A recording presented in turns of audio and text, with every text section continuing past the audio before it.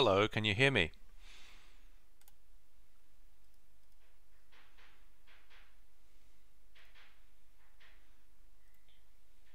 Hello, can you hear me? Well, I can hear myself. Alright, I'll just post this to the Twitters. Where I always forget how do I actually get to the goddamn link. Hold on. Just thought I'd play some MTG. I'm in a bit of an MTG mood. I went to the I actually it's still called, hold on. Playing MTG. There we go. And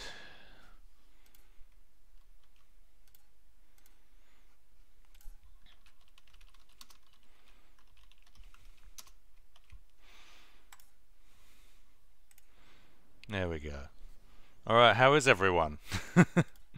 Thought, yeah. I was at the pre-release this weekend.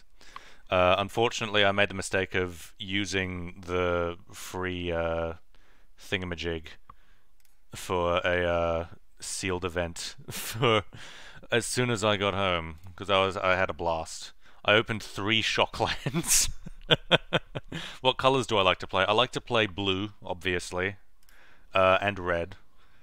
Thought I actually don't have enough currency to do things on this, so I'll just play a little bit of counterburn. Unless... hold on. What? Okay.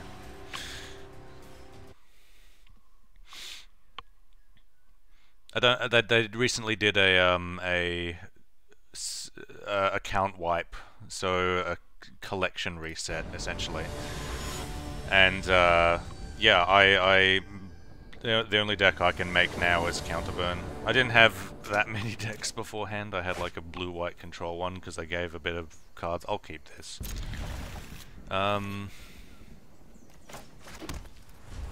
Everyone's playing Control on MTG Arena. It's weird. You can almost like structure your deck around the assumption that everyone's going to be playing Control decks. That is too early for that.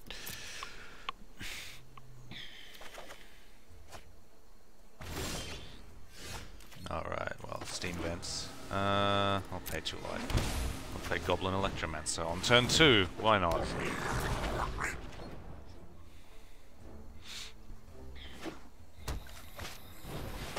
Glowspore Shaman. What deck is this?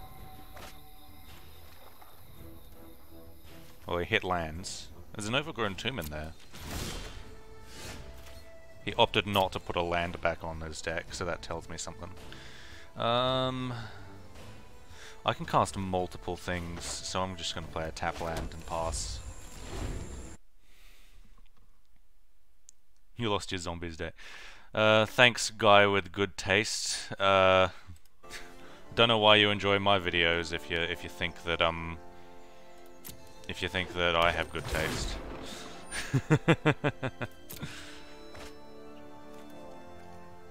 Another Overgrown Tomb. 2 more, in fact.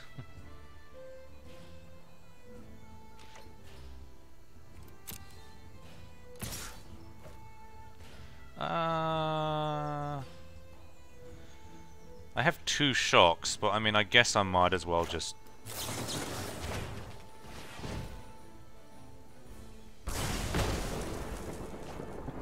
Two shocks doesn't necessarily mean that I'm likely to draw one. That would have been the perfect time to draw the shock.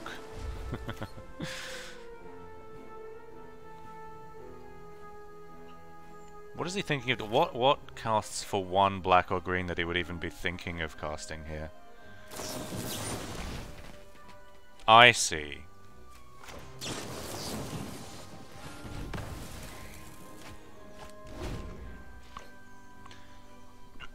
Don't really care about small creatures. I'll Disdainful Stroke whatever he plays for 4. I'll let that through.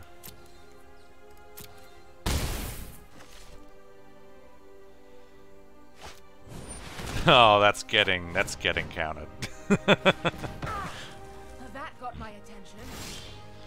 Alright. Got a snipe to start pecking away at his life total? Yeah, why not?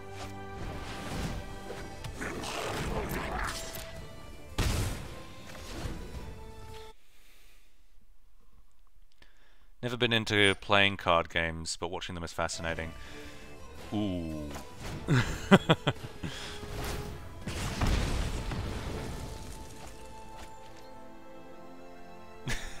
Never letting that hit the battlefield. Oh, I like that. I guess I might as well cast this now. Just so I can see if I can get a land. Well, there's a land.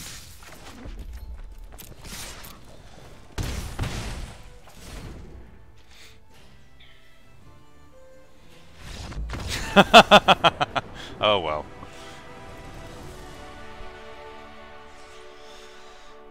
Counterburn is a fun deck. You just tempo them out.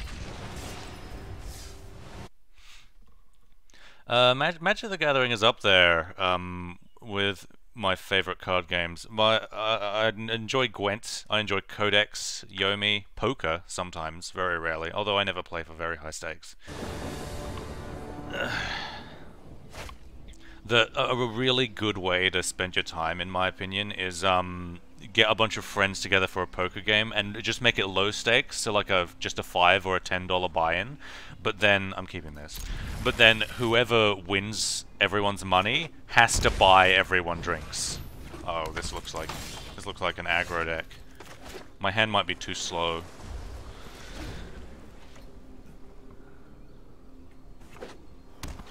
Oh. Uh-oh.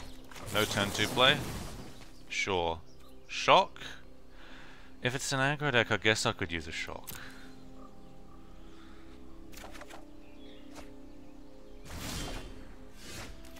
I have the option between opt and shock. No, I actually don't. I need to play a mountain. I was gonna say, I thought this might have been a Steam Vents or something. I don't know why. Need to pay more attention. I'll let that resolve. Well, I mean, I have to let that resolve. My turn. Shock that. 1-for-1 trade, and then opt. Don't need an island. Well, I got an island anyway. What does red-white play on 4 that's not a creature? I don't think anything at the moment. If he plays something to deal with Gutter Snipe, I think I'd prefer that than him playing out a big scary creature though. Read anything good recently? Work's been taking up all of my time. I've not been finding much to read. Oh, that's not good. Wow. I think I lose to Flood this game. So there's the salt count. 1, 2, 3, 4, 5 spells versus 1, 2, 3, 4, 5, 6, 7, 8 lands. Yeah.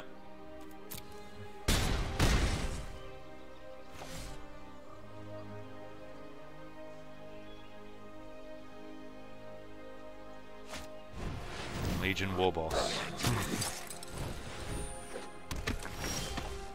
Nice spells. I wish I drew spells.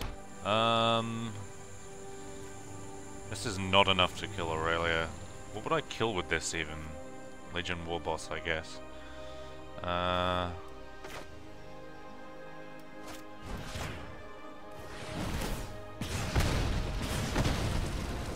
know it's an instant, but for my money, playing instants on your turn when your opponent can't react is... well, that's getting negated. Is usually a better option. If you really want the spell to resolve, cast it on your turn when your opponent's tapped out.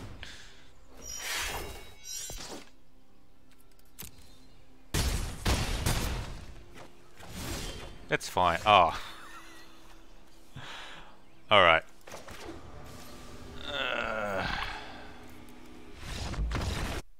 No, that happens. What do I do for work? I'm currently in I'm currently doing warehousing. So I pick boxes up and I move them somewhere else, basically. It's not the journalism job that I wanted, but I mean, I'm at the bottom of the pile for journalism because I just graduated. And because there are no jobs in the industry, I'm competing with seasoned veterans for entry-level positions. It's actually absurd.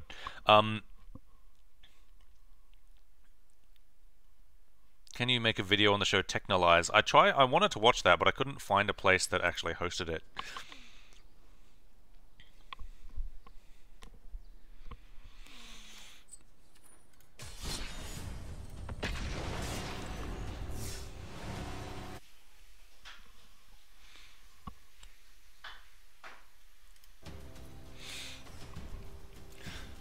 So yeah, my job is just moving stuff around a warehouse at the moment. It actually pays pretty decently, I reckon. I'm casually employed. The only bad thing about it is that I'm on call. So this is an extremely slow hand, and I go first.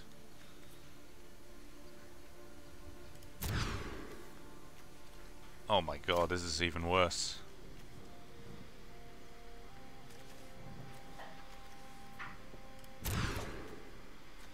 This is even worse. I guess I just have to scry and see if the top of the deck is a land, which it's not.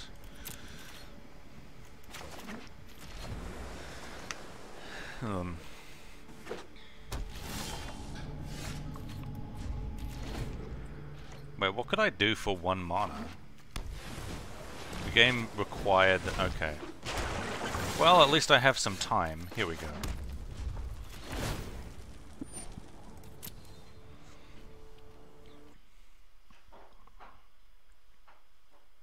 The cool, as kids say.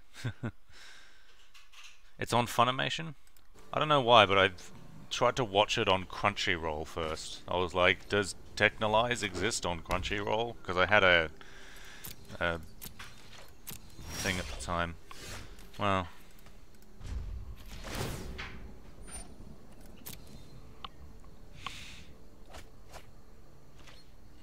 He binned that.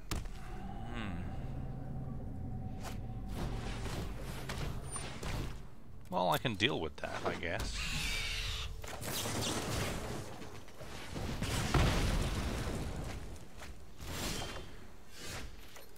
Yes, I can deal with the next thing he plays. I mean, on the one hand,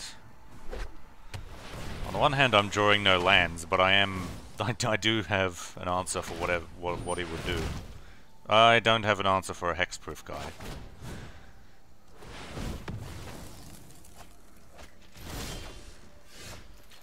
There we go. Everything worked out fine.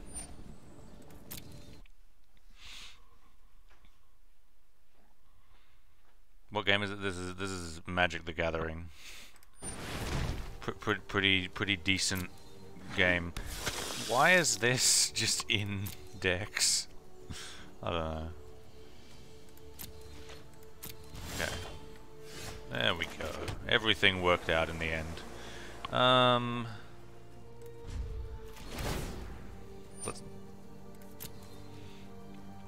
I don't have Search for Ascantas in my deck, unfortunately.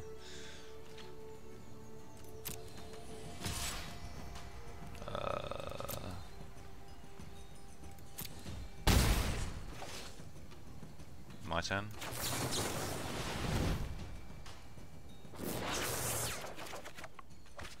There are my ionizers.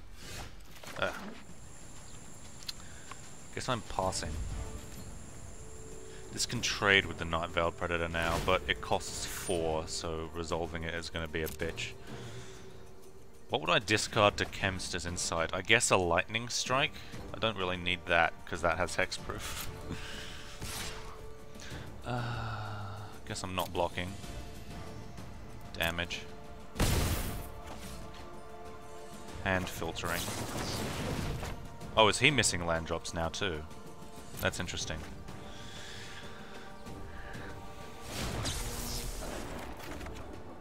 Uh-oh. Whoo! I still can't afford to play the Crackling Drake. So I guess I'm passing. That's fine, the only hit point that matters is the last one. My boyfriend actually really speaks highly of World War Z, funnily enough. I kept egging him on to make a video on it, because he wants to make book reviews, like me, sort of. And he has a lot of good things to say about it, but I don't know, he's just not had the time, I guess. Like, draw more cards.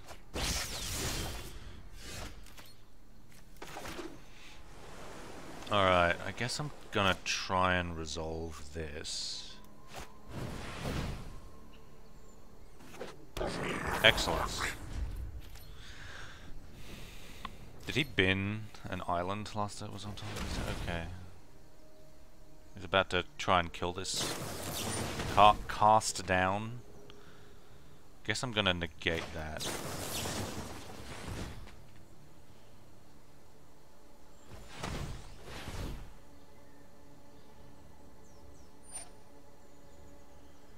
Huh?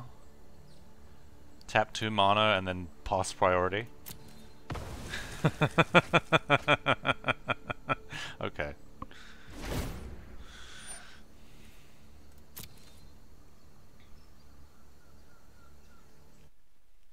The movie sucked? Oh yeah, the movies. My mum thought that the movie was pretty good actually, although she was mainly talking about one particular scene where the Jewish guy was talking about how he wanted to about like the last man. I'm gonna ionize that.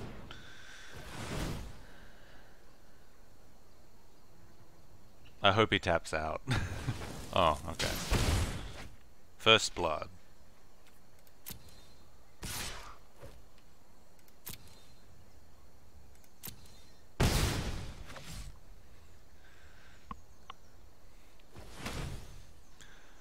And I mean, when I watched the movie, it just seemed like a dumb action movie with a thing in the middle. So what the Jewish guy was talking about, do I want to lightning strike him twice in the face, bring him down to 12, then 10? No way to deal the next 10 damage quickly, so I guess I'm not doing that. 3 ionizers, I like that. Can draw a card that will... Because this trades favorably with that, because that doesn't draw a card, and this does. What is this? Is this Disdainful Stroke or Essence Scatter? Okay. Guess I'm ionizing that.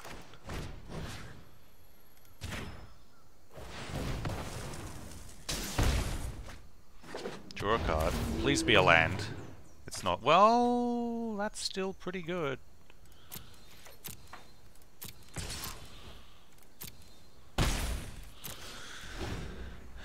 That gives me one chance to stop whatever he's doing.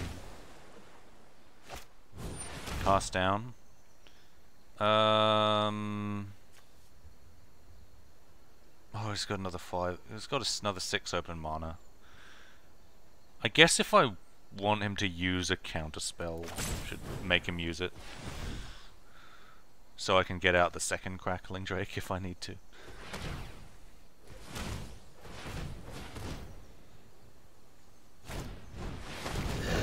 Fine. That is a big resource he just spent there. You've never seen or read any Harry Potter books past the first one. That's fine, because Harry Potter is kind of bad. It's not bad. It's actually quite nice up until like book 5, I would say. Book 5 is where the tones and everything else sort of shifted to make for different like priorities, I guess.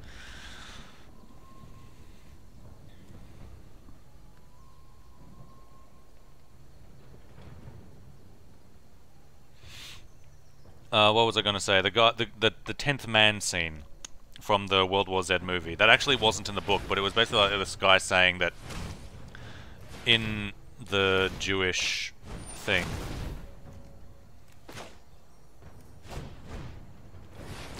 they and this isn't true as far as I know, but they come up with some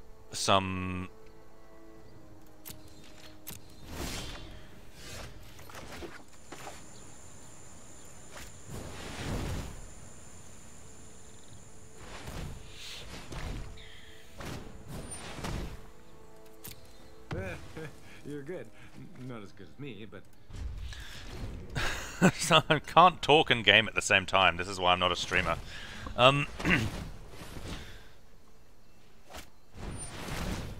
we should just focus on the game.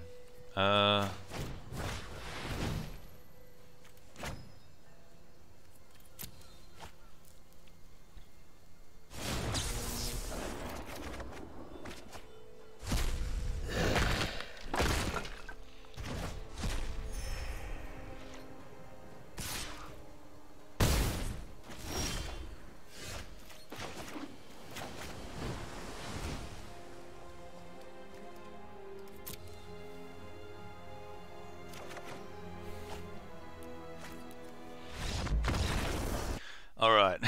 Disabled brain parts, yeah.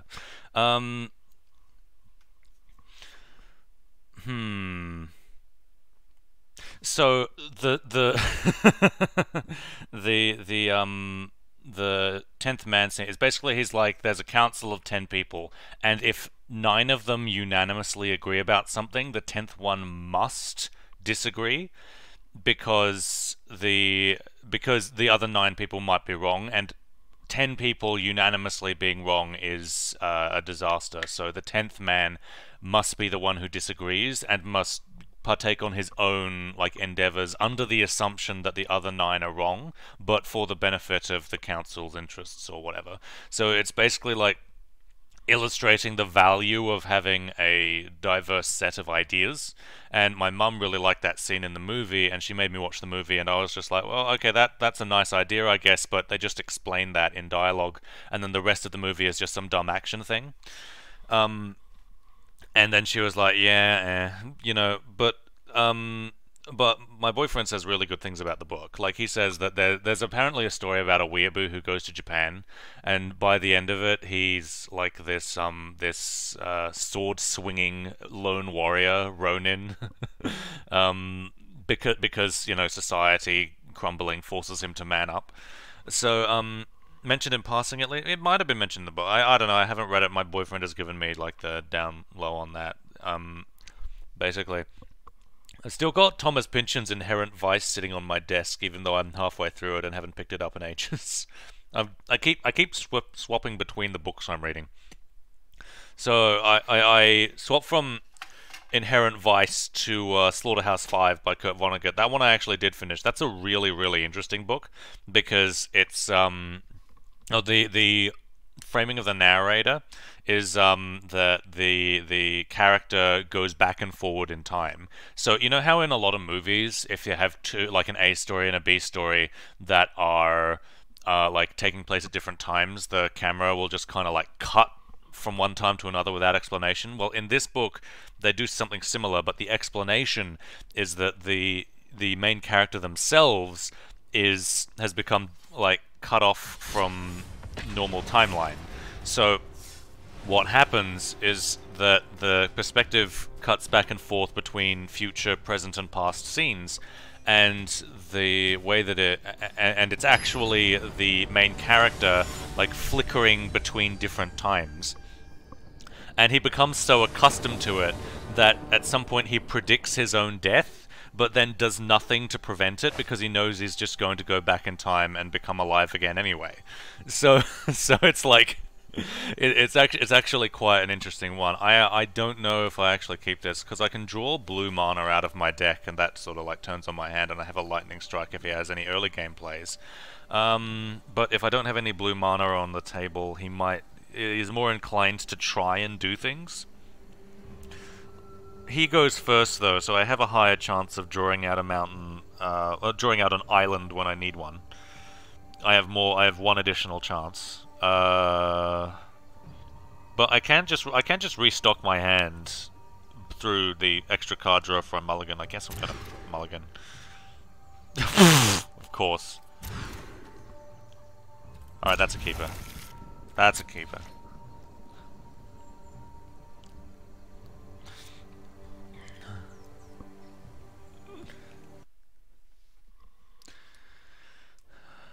What was this book? It was Slaughterhouse 5 by Kurt Vonnegut.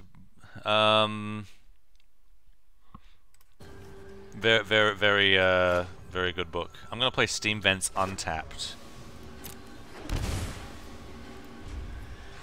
So Izzet Guildgate tells me he's control, which is good for me because my deck is geared to beat the control decks.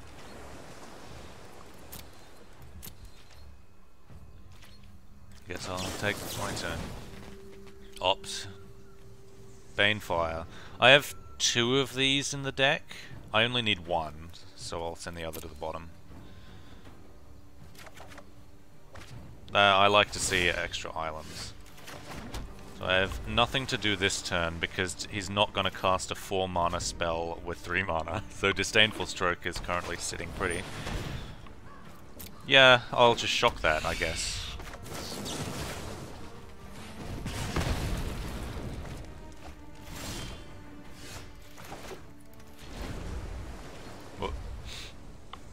Don't want to F6 through that. So I guess I'm just countering whatever he does. Which is nothing. So I guess I'm playing an island and passing. Did he miss a land drop? He missed a land drop. It means his hand is all gas. I don't like to see that. Well, I guess I'm Chemistry as Insight. I love instant speed. Instant speed is what made me fall in love with this game. Because, like, if you play... Okay, fine. If you play this game without instant speed shenanigans, I'll pay 2 life. My life is not important. I love how this game just facilitates phrases like that. My life is not important. My turn. I guess I'm attempting to cast Chemist's Insight again, but it's probably... Actually, no, I'm not. I don't have anything that I want to discard, and I want to keep playing lands, so I'm going to continue to pass.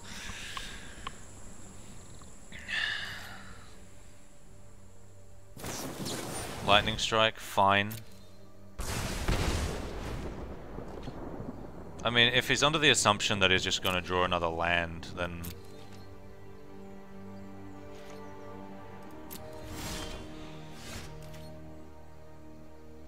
I'm not quite close enough to cast Chemist's Insight with Counterspell backup. Because I'd want 7 mana available so I can go fine. If he just burns me to death, I'm gonna be really disappointed. There's his 4th land. My turn. Now I can cast Chemist's Insight with Counterspell backup. Because I doubt his Counterspells are 4 mana. Combat, my turn. I guess I'm discarding Disdainful Stroke.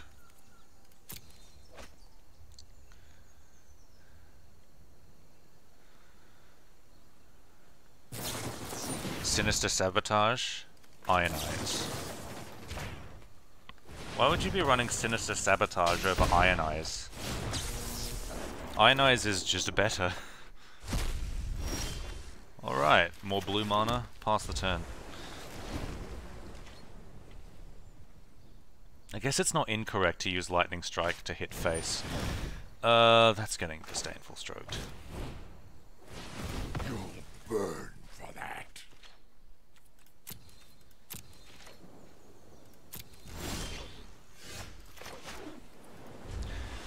Now I'm worried, because I know his hand is all gas.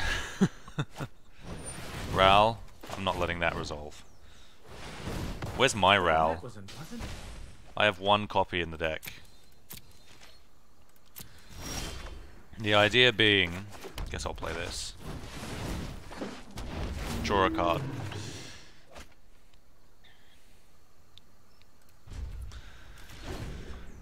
The idea being that I'm more likely to draw out my singleton copies of things. Oh my god. If, why are people running Lava Coil over Lightning Strike? I don't get it. Search for... Oh god, I guess I have to let that resolve. I know it does 4 damage and exiles, but it is sorcery speed. I'd like to see Ionize. You know what I'd like to see more than Ionize is my second copy of Kempster's Insight. I think I have 4.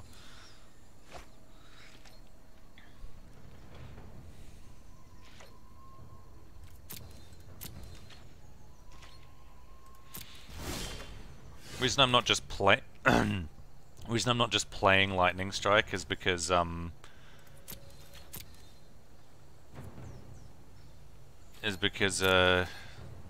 want to bluff having extra counter spells. This is not good. Just like melee. Haven't played MTG in years. I like MTG.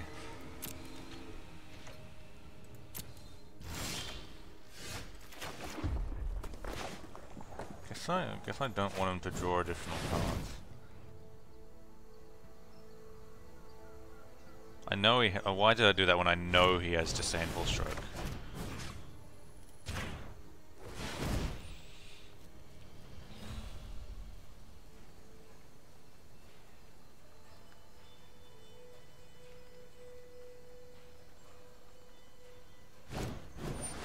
Devious cover-up.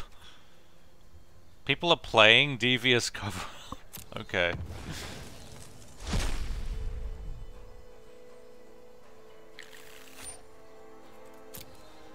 I guess the upshot of this is that he can't counter, and he is discouraged from playing things on my turn because I'm bluffing a counter spell, and he needs to keep mana up for whatever I'm doing. Alright, never mind, I lose.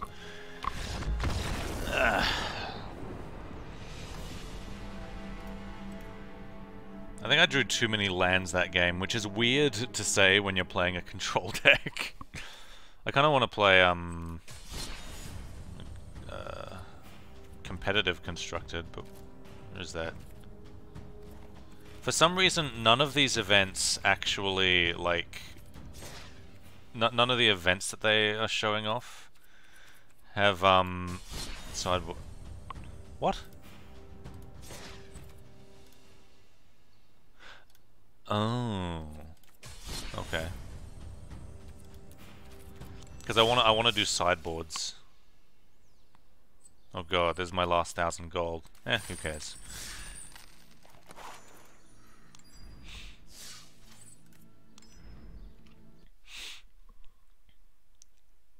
Blue is the most broken color. I think blue is the most fun color. Counter spells notwithstanding. I'm one of the few people who actually like control battles because I think that they're really intense, like resource fights where you have to like each individual card matters a lot. Like something that annoys me about like aggro mid-range fights is that the game kind of doesn't come down to the last resource, and you can have just extra cards stranded in your hand at the end of the game because you can't play them because you don't have enough time. Whereas with control battles, if you go through a lot more of your deck, you get to... I guess I'm keeping this.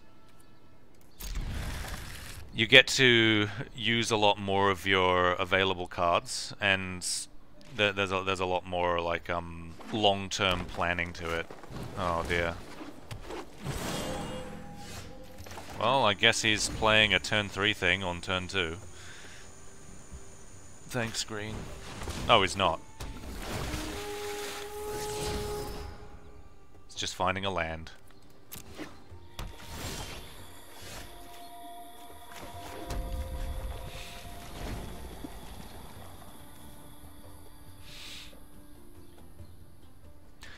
Control battles to me seem a little bit more like, you know, a chess match or something. I guess he can play a turn 4 thing now if he wants. Looks like he's playing a 4-drop, in which case that's getting stroked. That's not a 4-drop. Neither is that. He's used up a lot of cards already. I guess he does have Argwell's Bloodfast. So, you can get more. Eldest Reborn.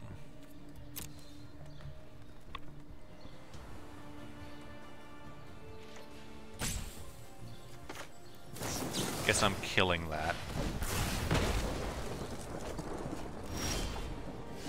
Alright.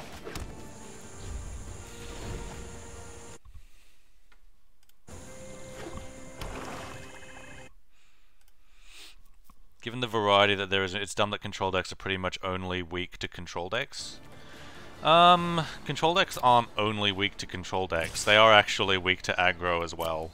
Like, control decks need to run early game removal specifically because otherwise aggro decks would just run underneath them the entire time.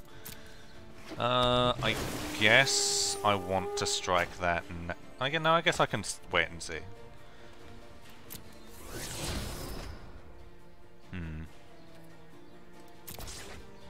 Yeah, okay.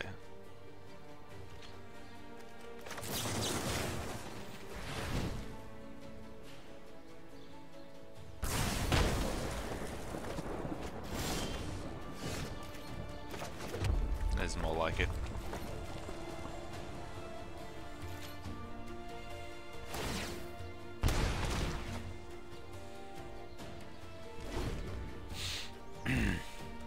I guess it depends on, like, what you want out of the game, because, like, I'm the kind of person who likes, like, long battles. Maybe I should have used Disdainful Stroke instead. Probably should have. Yeah.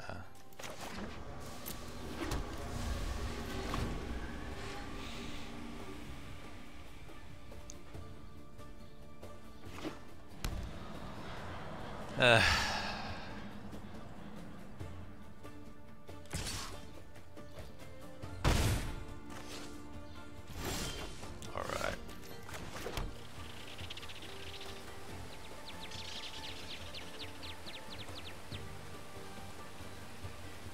Is it realistic that I Banefire his face? I don't think it is.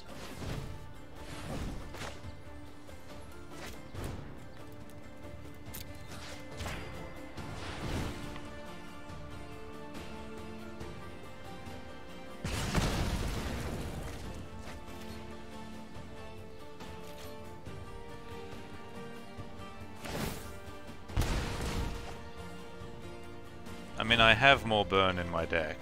Maybe that was a mistake. I just feel like by the time he gets me down to like digits where I would need to like really start thinking about removing creatures, he's probably not going to be at a life total where Banefiring is gonna discourage him. I wonder how I keep flooding out on land. Oh well. Uno's a good game. Similar to Monopoly, make a move and lose a friend. Nice. Long battles. Similar to chess, somewhat make a move, react to the move. Yeah, there's always a lot of counterplay. I guess like, I've always found that in Magic, the most interesting matchups are always archetype mirror matches. Like, control versus control is really fun to me. Mid-range versus mid-range, or aggro versus,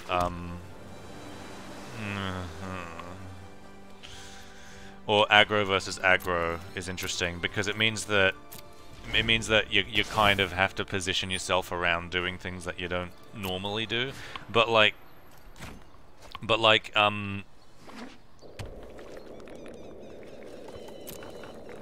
control versus aggro or control versus mid-range is just kind of like, it plays out the same way every single time almost.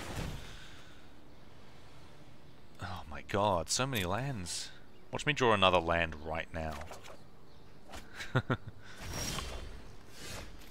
I guess that's an Iron Eyes.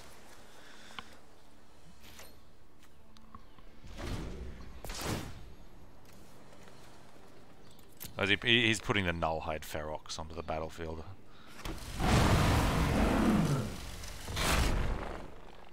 I wish I'd kept Banefire. I didn't know that I would draw this many lands in a row.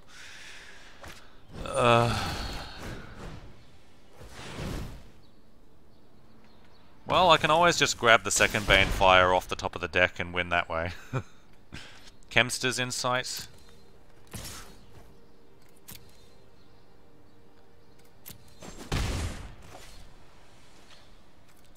So I guess next turn I'm at 1.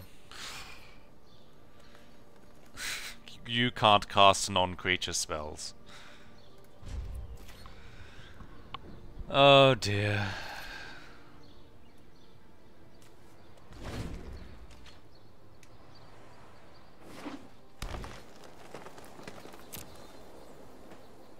Look at all this land.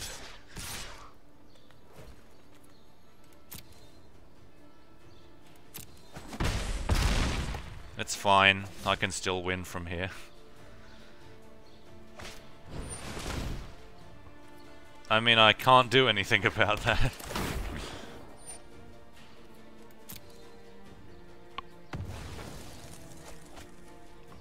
Banefire? Nope. Mid-range is like, in between control and aggro. So aggro typically wants to top out the curve at, like, 4 or even 3 mana sometimes. It's made up of a bunch of, like, 1 cost, 2 cost, and 3 cost spells. And it wants to end the game really quickly. Control is made up of a bunch of control cards, so removal, counter spells, hand attack, and so on, to try and strip your opponent of resources and take it to the long game. And once they're at the long game, they're casting like 6 or 7 or 8 mana spells, and then they are resolving, you know, big threats that'll sort of like close the game out. How do I want to do this? Guess I want to keep in the negates. I want to keep in the strokes. Shock. I do want to get rid of early stuff.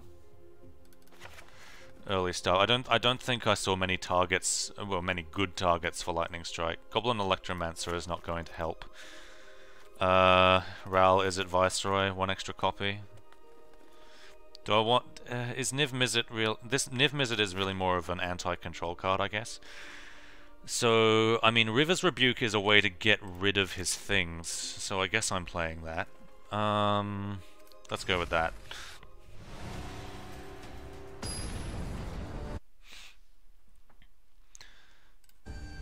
And so mid-range, it typically tops out the curve at like 4 or 5 mana. It wants to play like big finishing spells. I guess I'm keeping this.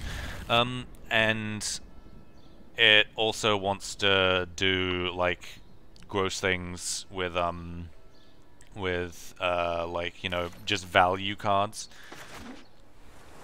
So it just wants to play cards that are good at every mana cost up until about 5, and then it wants to close the game out. Llanowar Elves. Don't need more land. Why do I draw so many lands? Oh my god. Oh my god. I'm gonna kill this before he can do anything with it. I don't want him to be ahead on mana.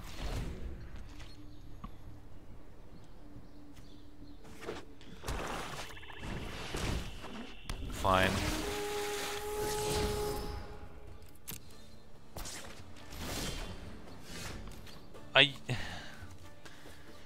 Alright, this is... In my defense, this is statistically unlikely. That was a wasted shock. It's not a wasted shock because if he has a turn 1 mana produce... I mean, like, he obviously doesn't have a turn 3 play. Are you serious? This is ridiculous. Oh my god. 2 spells, 9 lands in the top 11 cards. That's more like it. Okay.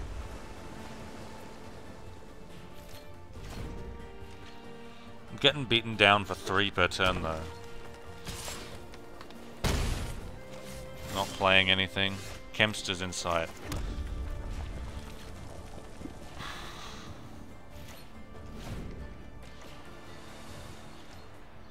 What? Why is he not doing things? I know why I'm not doing things. Play a spell. I guess I can't do anything about that. Oh no, I need to discard one of these lands. Alright. My turn.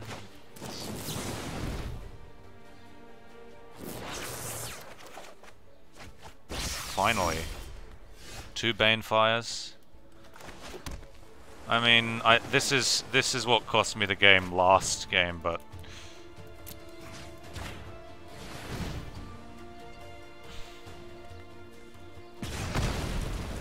I don't want to be at the mercy of Nullhide if it ever comes down. Also, he's kind of forced to play something now. So I can see what it is and then counter it if I can't deal with it otherwise. That's getting countered.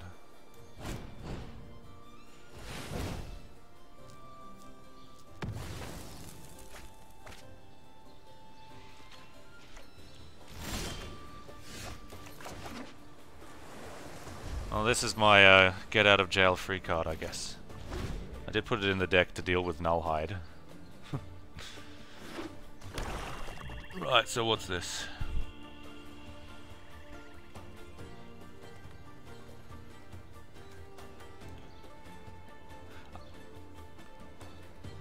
Actually, I think I like Nullhide because this is like anti-control, but it's also like just a card that you'd play in Green Stompy anyway. So it's like, you know, it gives that's never resolving. It gives green decks like a way to have anti-control in the main board, which I actually kind of like. I like it when you're able to like hedge against matchups a lot more, because if you have options against matchups in the main deck, it feels a lot better of a meta environment than just, oh, I'm up against this deck, so I guess I'll expect to lose game 1 and then just, you know,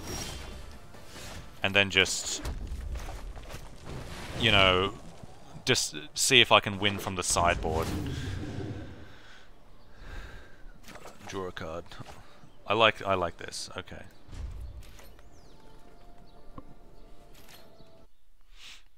Favorite element color? Blue. Assassin's Trophy! I mean, I guess I have to save my counterspells for his turn. I will take that action. Let's fetch an island.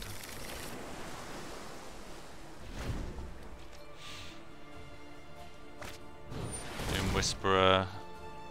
no.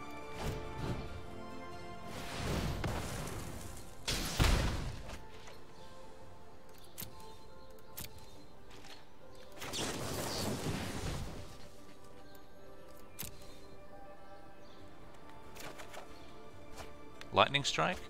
Ooh, so if I deal 3 damage, he's at 11. Then I have 1, 2, 3, 4, 5, 6, 7, 8, 9, 10. Oof.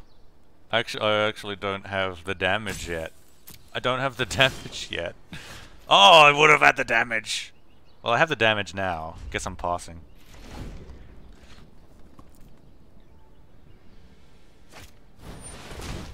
Sure.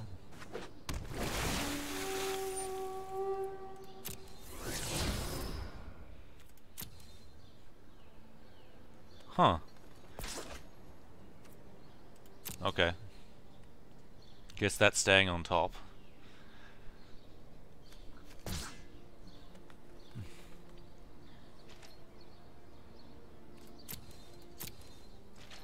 Instep, shock, targeting you. Lightning strike, targeting you.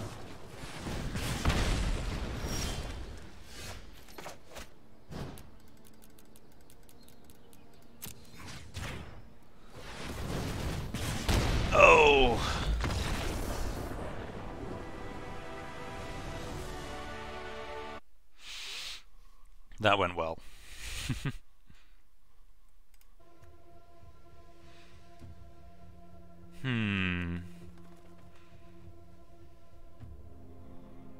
Let's run it back.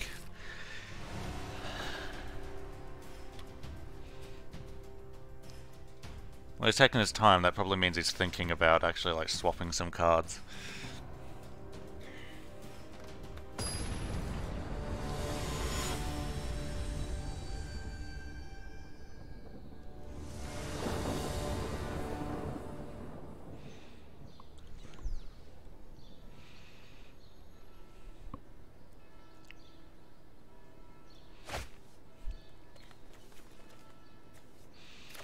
No early game interaction, although he is mulliganing, so I guess I'm keeping this.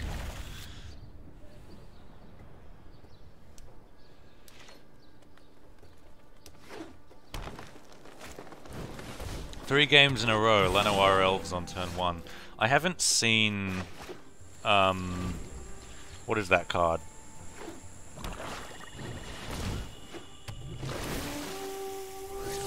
It's that Elf Warrior one.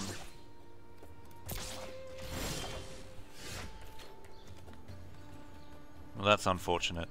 I need to keep open Disdainful Stroke here because he has potentially 4 mana available. Okay, so he doesn't have 4 mana available, so I'm gonna shock the Llanowar Elves.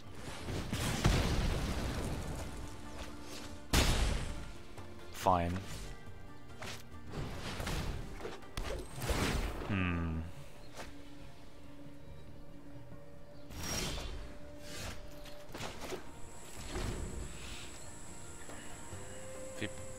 Doesn't know.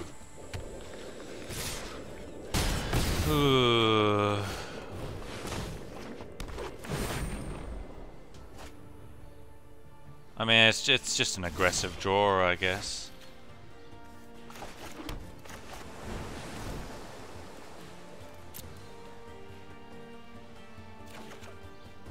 Yep, GG.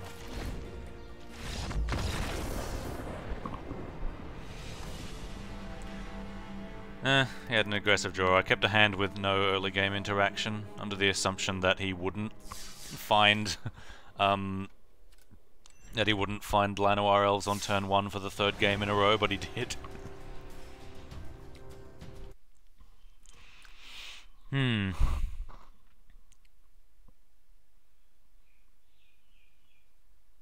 Magic is a resource-based game, so it's not as bad as you think. I didn't want to know, I just didn't... Did we move on from blue? What? I don't know.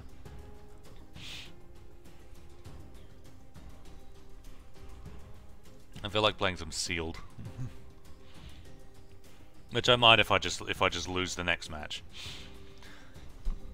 I don't know why I geared my deck because I keep running into control decks game 1. Because something that I find annoying is that usually what I do is I run 4 shocks and 4 lightning strikes main board as early game interaction against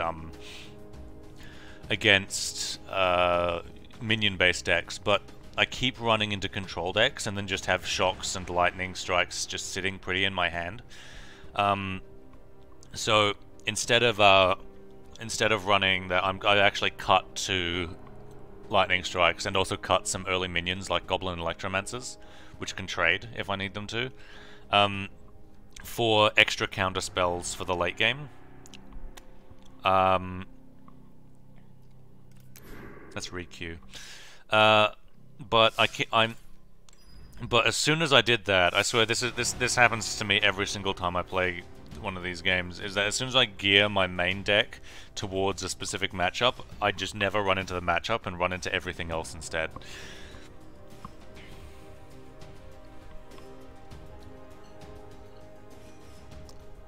Oh no, there was that one control versus control game I played, but I drew all lands and then just had no spells left, and he had Search for a Scanter. Maybe I should get Search for a Scanter for my deck, but I'm always scared of using up the wild cards. I think the wild card system... I mean, I do like wild cards, I just don't like that they're the system that they have, or that they're the only component in how you get cards that you want. I guess I'm keeping this.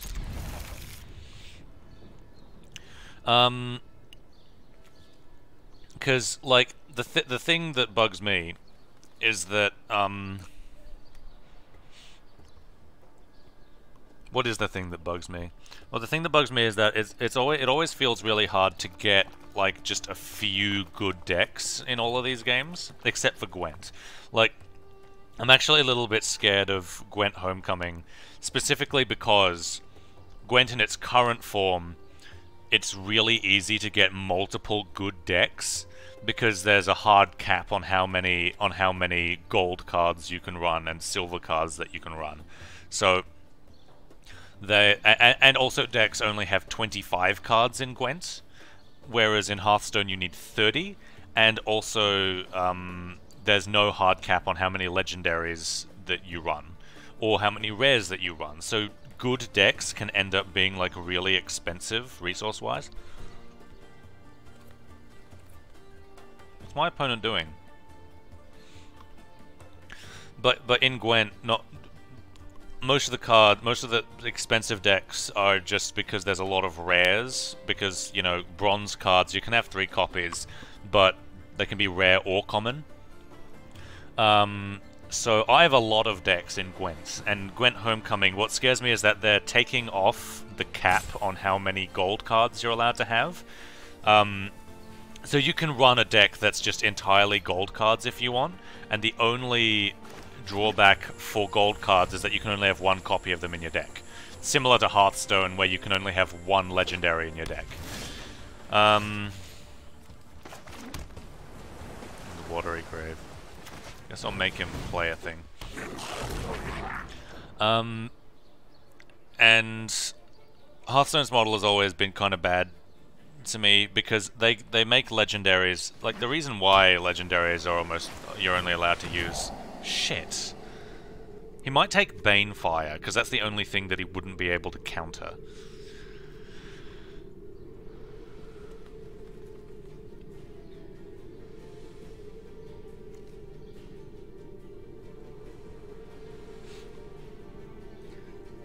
And in Magic the Gathering, yeah, like playing in Standard and Modern and all of the officially sanctioned formats is really expensive, but you don't need to. Like, I have a bunch of like $20 casual decks at home that I've even able to just upgrade with foils and shit, where you just play a tabletop with friends. Guess I'm letting that resolve. And like that is a legitimate way that you can just like play Magic. You know, you can just play because you own the cards. Like, they are just physical cards. So if you want to play at home with, you know, cheap crappy cards, or if you want to print out proxies for expensive cards that would just be absurd to buy, you can. And that's that's just something that you can do. Whereas with something like Hearthstone, it's so hard to make a casual deck because all of the cards in your casual deck will be bad. And because you'll only be able to like play with a few epics, maybe 1 legendary, and then mostly rares and commons. And if you want to build like a jank deck with some really out there legendaries, the legendaries will still cost you the same amount of in-game currency as legendaries that will actually do good work for you. So, you know, making you know, off-the-cuff rogue decks or casual decks or anything is heavily discouraged because of the because all legendaries, regardless of playability, cost the same amount of in-game currency. I'm letting that resolve. And I'm going to play Ral, is it Viceroy? Because he's now left himself open to me resolving a Planeswalker. You ready to throw down the gun? Well, let's see what the wind blows in. Well, I guess Chemist's Insight is still useful from the graveyard. If he thinks he's being cheeky and that I've tapped out for Ral as a Viceroy and now it can resolve something, okay. Because I was gonna say, having tempo on Planeswalker plays usually signals victory for these types of games. So take out Shock, take out Lightning Strike.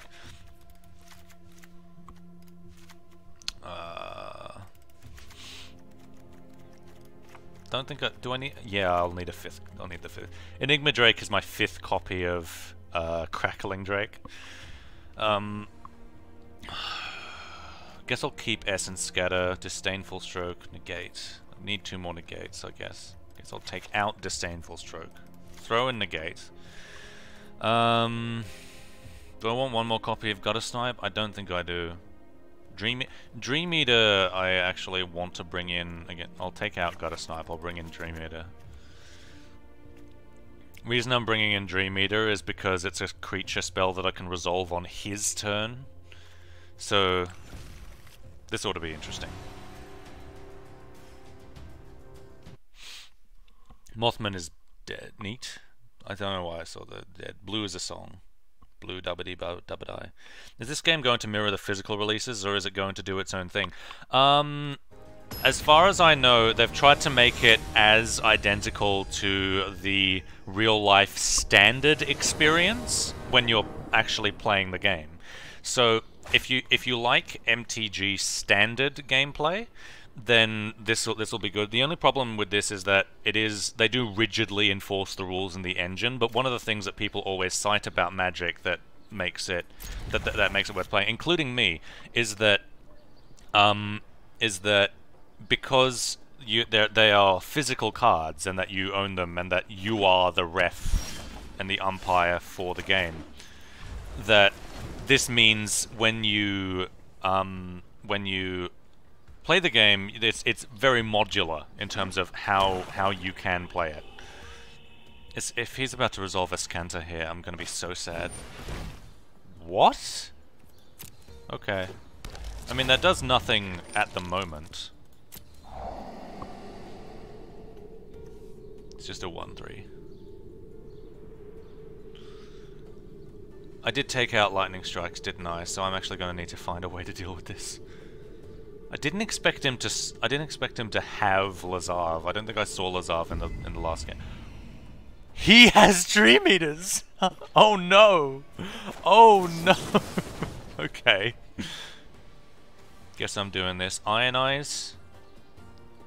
I always want extra counter spells in this matchup. I want to stop him from doing things. Sulfur Falls. Pass.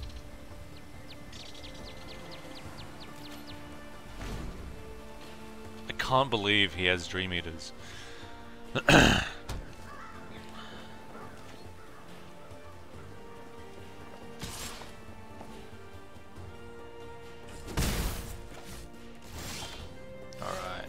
Well, now I can counter whatever he does, and I'm on a slow clock.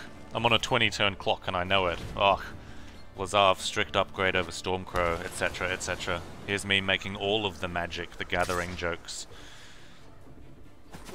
Fine.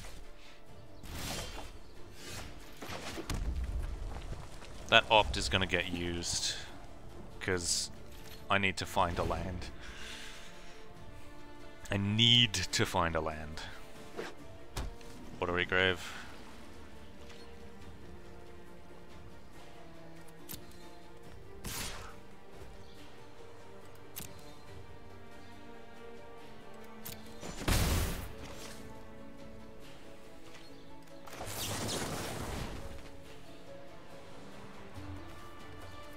There's a land.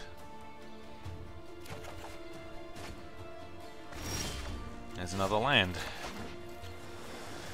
Right, so if he has an untap land, he can turn Lazav into a 4/3 flyer, I guess. Bring me down to 13, and then... I don't know.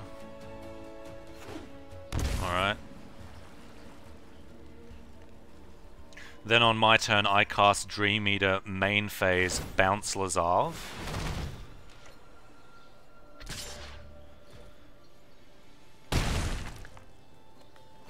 And then he has to deal with Dream Eater, somehow.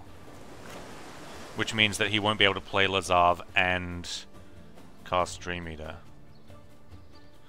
Or do I want to play this on his turn? What would be the benefit of... He'd have counter magic open, so I need to do this now. I need to regain some tempo. Plus Surveil 4 is so good. Surveil 4, so I'm looking for Niv Mizzet. Or Ral. Ral, I'm actually looking for Ral. Oh, all of these are going to the graveyard. I need something now. Yeah. Bounce Lazav. So he's not going to get Lazav Dream Eater back immediately. Sure.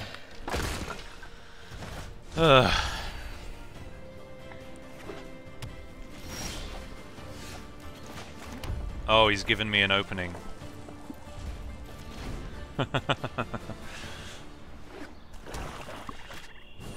Thief of Sanity, I'm not letting that resolve.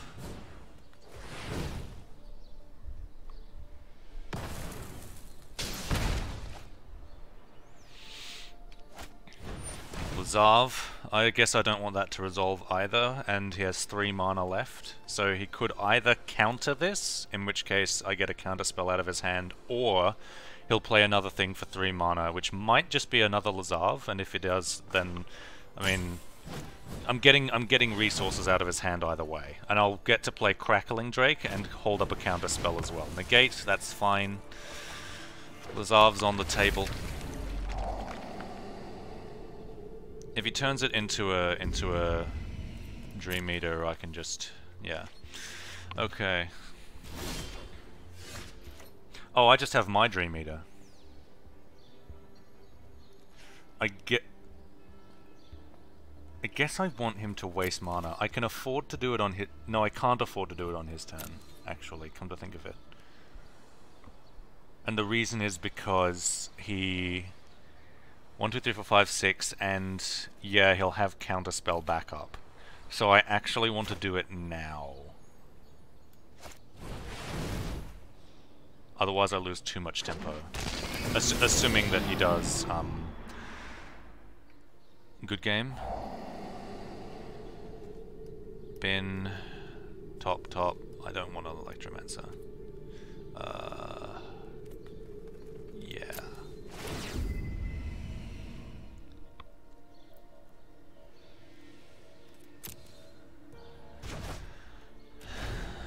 So he can't, yeah. I just don't want to lose tempo. Okay. We got there.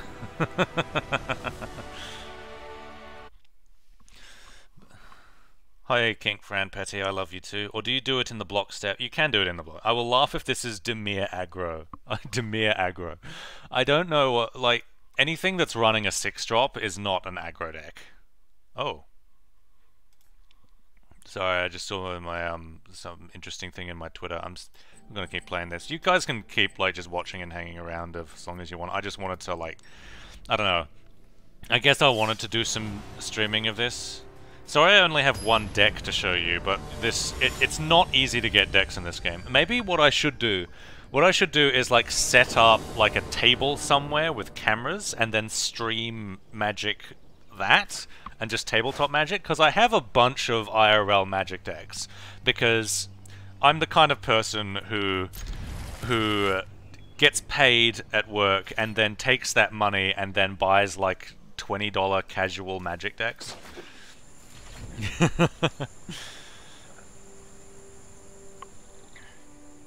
They're not standard playable. I have like OG 2 blue mana counter spells in my God, that is a Sacred Foundry. And the reason is just because I can. Like, I can just play Counterspell. Oh no. Oh no. Oh dear. I think,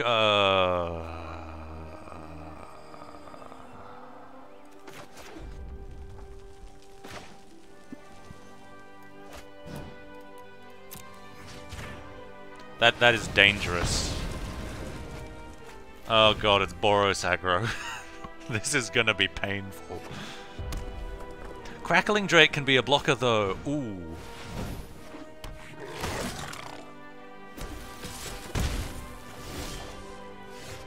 Lightning Strike. Guess I'm passing. So Ionize is for Aurelia. Lightning Strike is if the Legion War Boss doesn't do things. I mean, if he doesn't do things, I don't know.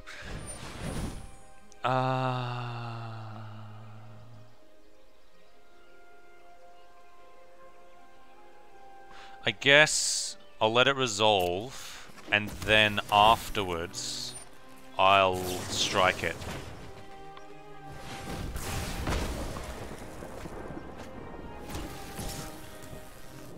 I think I actually need to run a board clear in this deck.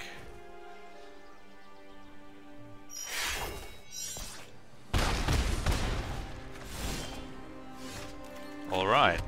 So Crackling Drake. And then on his turn, shock the War Boss.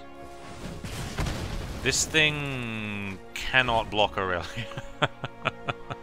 So if he drew a land, and has Aurelia in hand, I'm gonna be so sad. I guess I want him to use a trick if he has it. Because yeah, fine.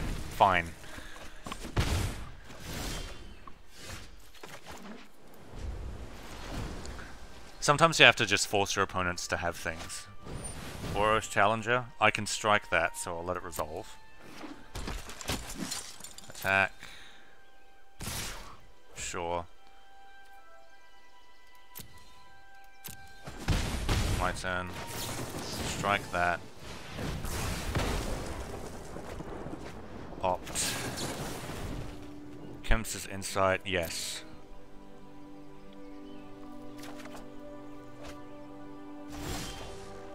There's my land drop.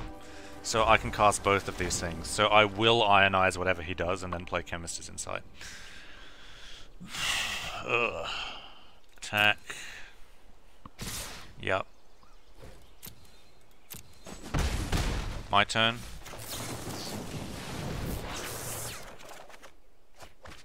I like to see that. And I guess I might as well do it now.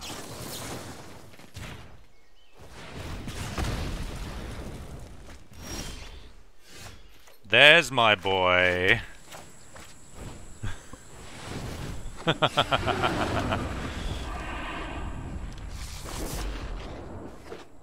Oh shit. Oh, come on!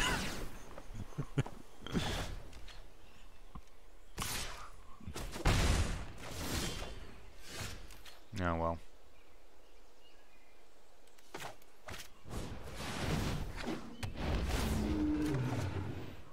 Ooh, that's a good draw. Pass. Ixalan's Binding. Do I just let that? Yeah, I guess I let that resolve.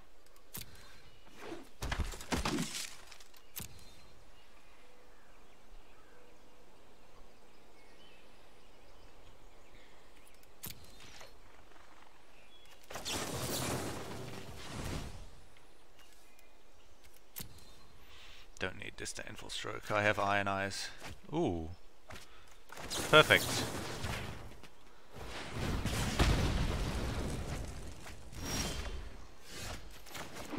I should have saved that for Chemist's Insight. What am I doing? Oh well. Combat. Attack. I'll attack. Damage.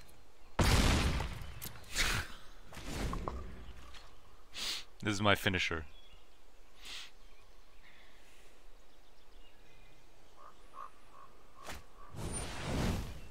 No. And that's game, I'm pretty sure. Pretty sure that's game. Yep. GG. Where are you guys? Binding. Are you gonna analyze the flavor text? No. I would like to tap a lot of things. Live action streaming, that sounds... Yeah, okay, maybe I could look into it.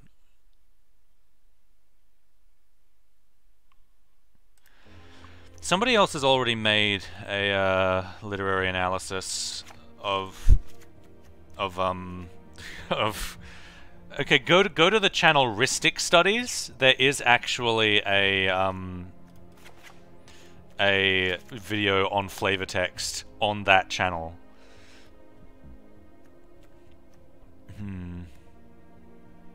Do I need Banefire? I don't think there's a good chance of me winning through Banefire in this matchup, so... Let's put in Electromancers, because they can trade in the early game. I don't think I saw that many targets for Disdainful Stroke. Do I just want the last... I think I just want the last copy of Ral. I think I just want Planeswalker Central. No, I actually want River's Rebuke, don't I? But what do I want it more than? I guess I'd take out Gutter Snipe, put in that, put in Dream Eater. One copy of Dream Eater. Because I can bounce a permanent. Let's go with that. I'm expecting him to make his deck slightly slower and more resilient to control.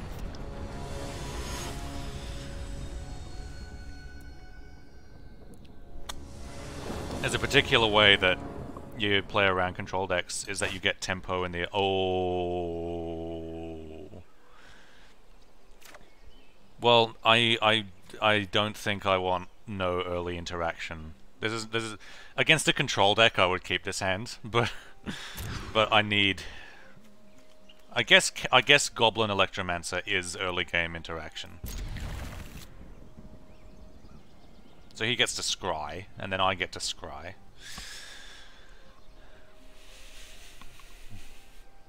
Shock! I'm keeping that. Done. Thank you.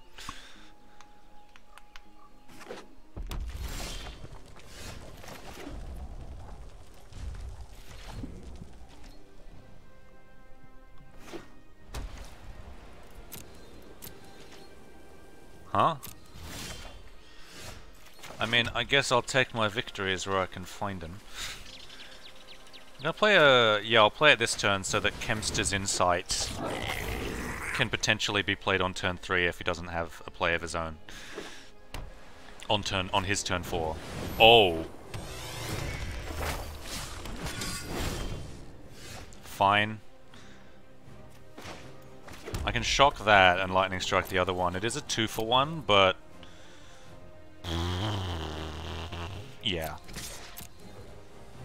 If he trades, I'm gonna be really happy. Actually, am I? I don't think I am. I think I want to shock that.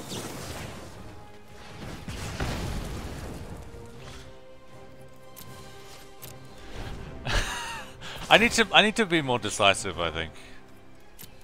If he's willing to trade, maybe it was useful because now I know if he's willing to trade, that means he's got good shit. Legion War Boss, I'll resolve that. I'll lightning strike that.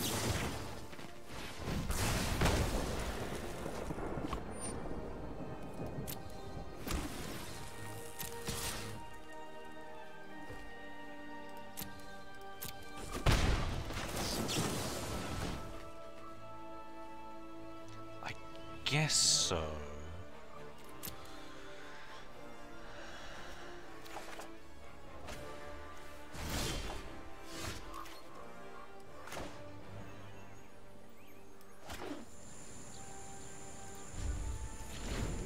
Guess I have to bluff something.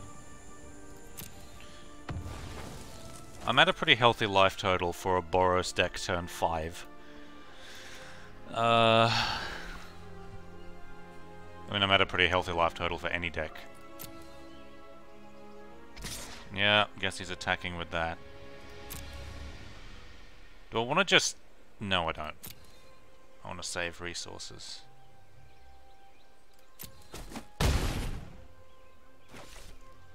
It's got to play something, right? Lava Coil? Fine. Guess I'm doing this in response. Why would he keep Lava Coil Or sides. I don't know if he sided it in or not, but there's Dream Eater. That's a good sign. Look at the top two cards of your damage.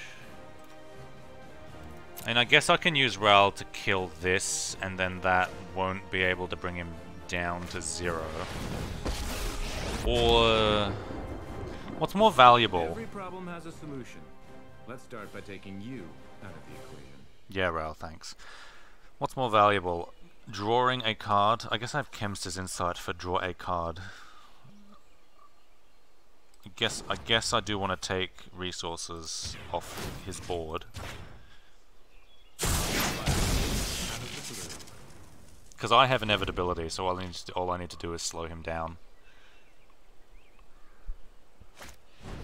Oh shit. You should be proud to have come so far. With converted mana cost 2 or less? Can't do that. Strength is born of struggle. Lucky shot. They've been through worse. Okay. I mean... do I want to just bounce him?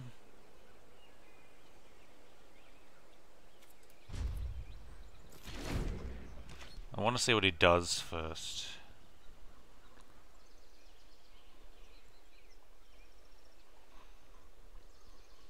His hand is gas.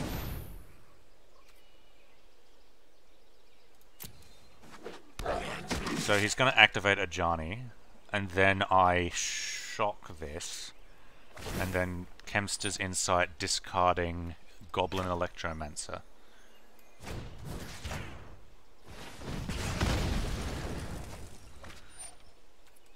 You are capable of more than you assume.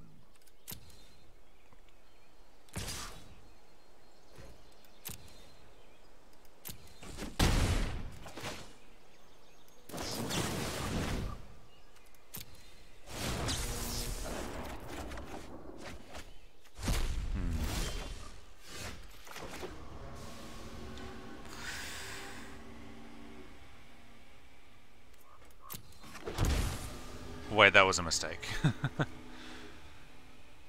That's a token, so that dies, and...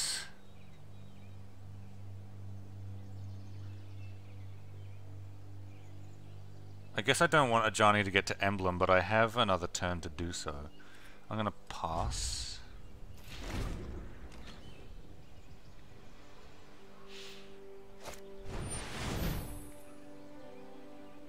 Right.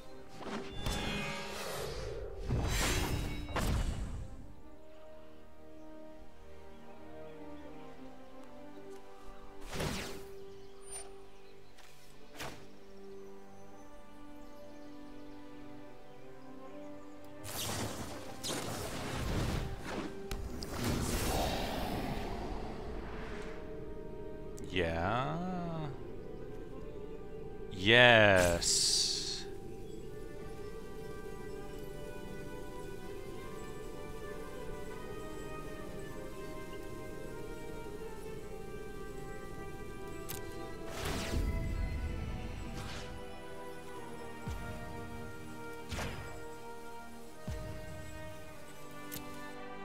I will lend you my strength. Because Aurelia doesn't have haste.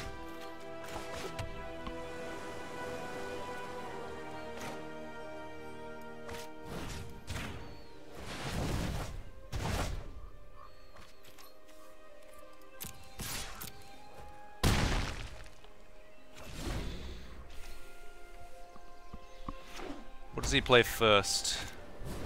Ixalan's Binding. Well, I mean, hey.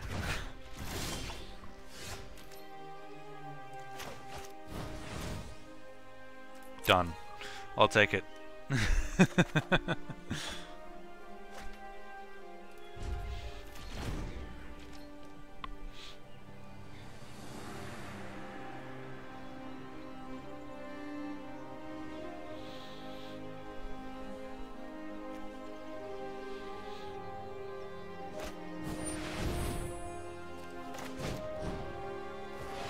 I will not back down.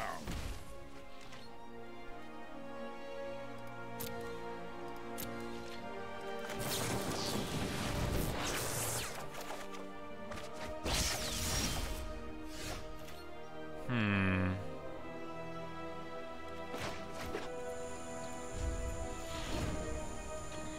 How are you guys doing? Binding again, yes. Sticking with TCGs non-virtually because the sheer quantity puts me off. Yeah, I after a while it can get a little bit exhausting trying to keep up with all the trading card games. I will not be moved. But I mean, like, I'm the kind of person who, like, just needs... I don't know, actually. I find it really a lot easier than most people seem to stick with them. Ral, is it Viceroy? I'll drop that. You ready to throw down the decision time?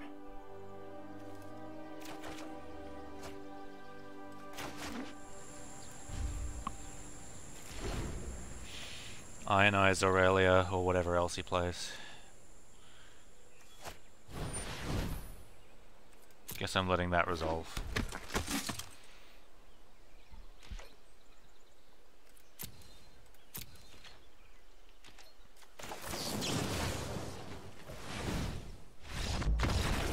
Alright.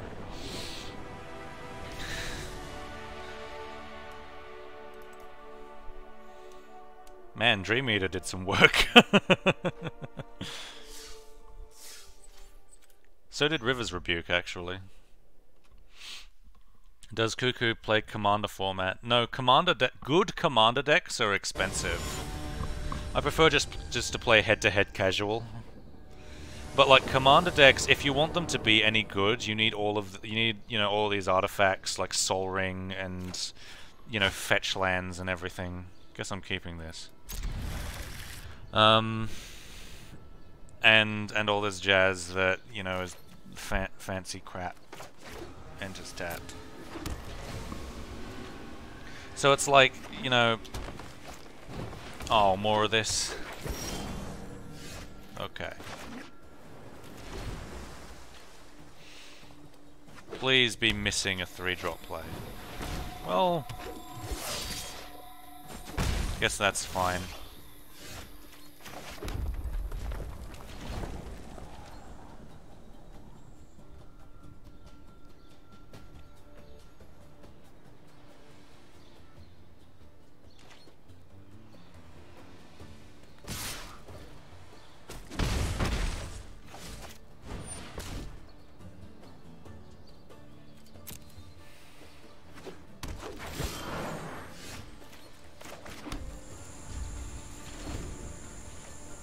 I mean, if he's running low on... Okay, there's his land. He could play Gigant... Okay.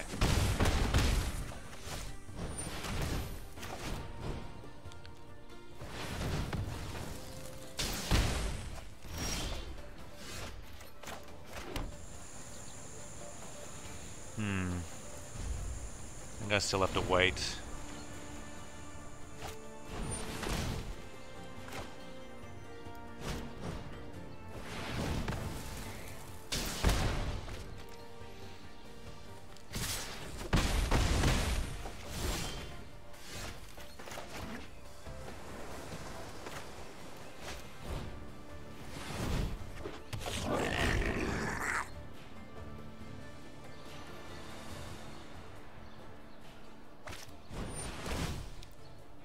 Sure.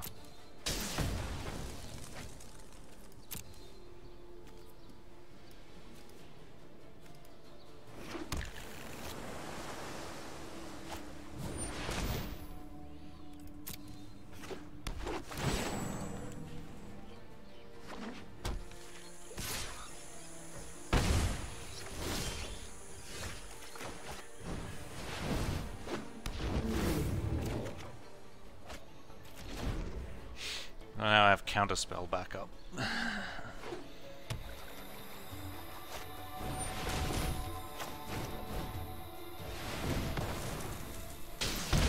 Should have done that after combat, because now I can kill your Thorn Lieutenant.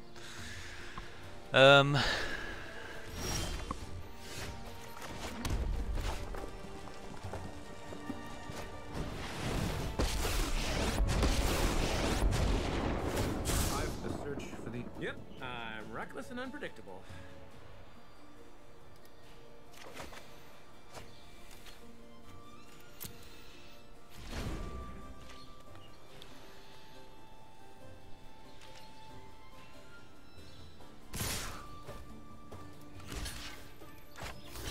They have like an instant speed buff.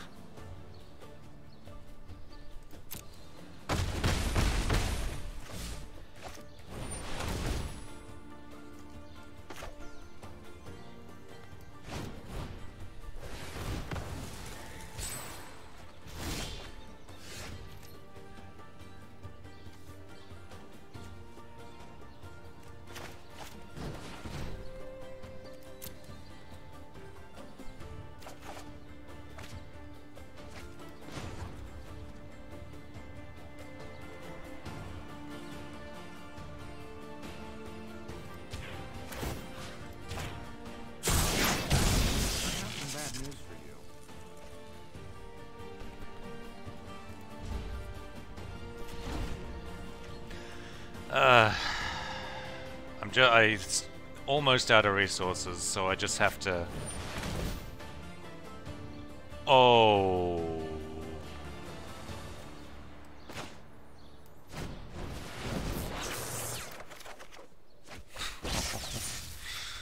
Alright.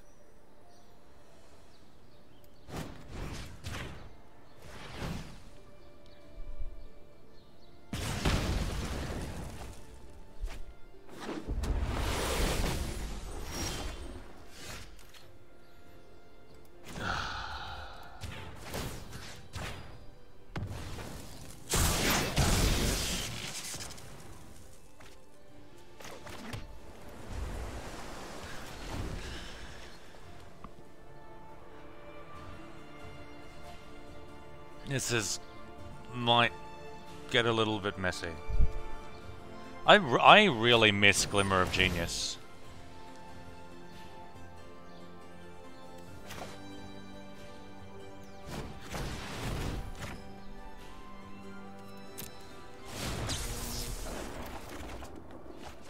Ugh.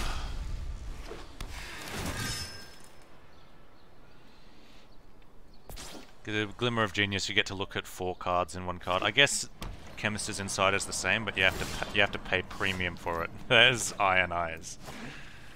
All right, pass the turn. If he attacks with Knight of Autumn and Lanoirel, oh my god.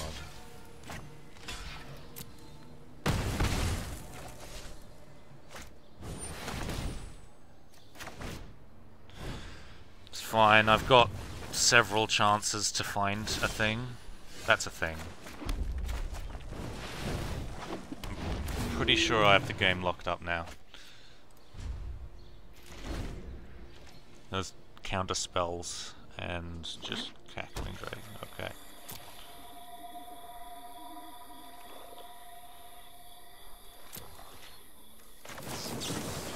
Scry 1. Done. I'll take that.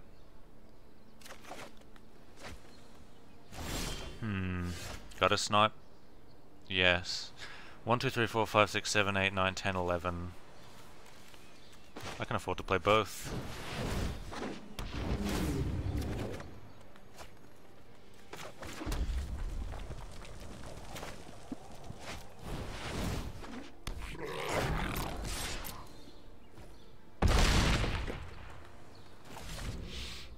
Yeah, it's over. From 2 life though. Like, that's part of the exciting thing about like red-blue control decks, is that you can actually win from obscenely low life totals. So like blue-white control kind of just locks out the game, you know? But and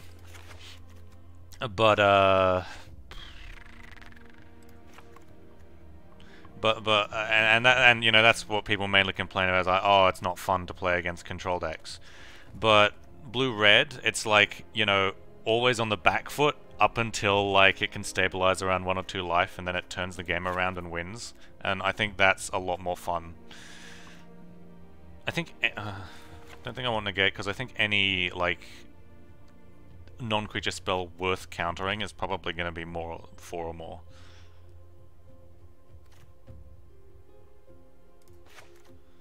Maybe I don't want 2 Dream Eaters.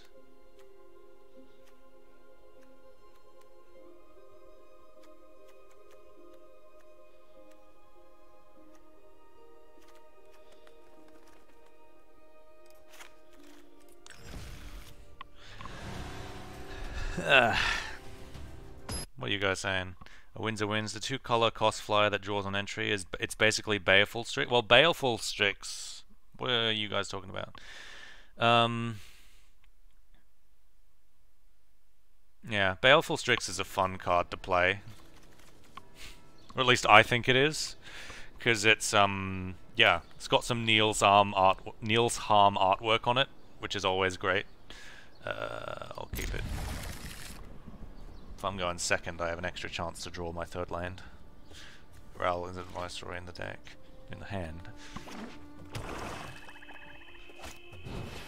Ah! He's probably taken Ral.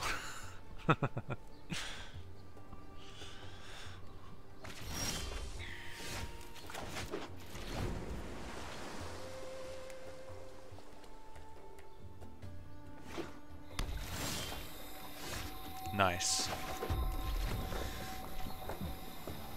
Wait, he discarded Chemst. Why would you discard Chemster's Insight?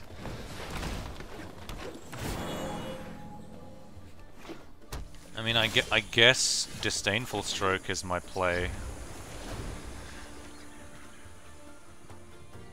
Because he's ramping.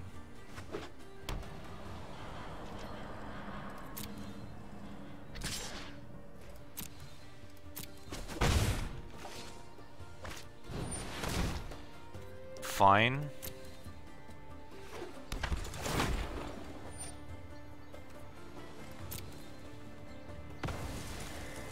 Guess I'm discarding Disdainful Stroke, and then Opt. Yeah, I need the island.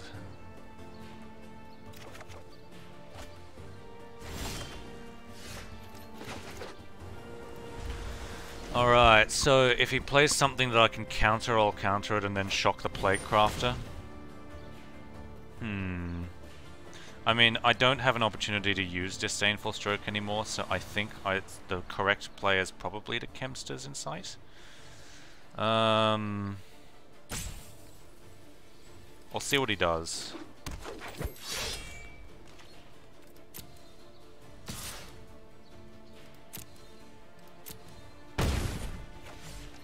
Okay. I think I'm discarding 1 Disdainful Stroke. I only need to keep 1 in hand. There's my land. Ooh, okay. I can cast Ral and tick him up with shields down, as it were. I can shock Plaguecrafter now, and then I still have blue spells for next turn, which I think is the correct play.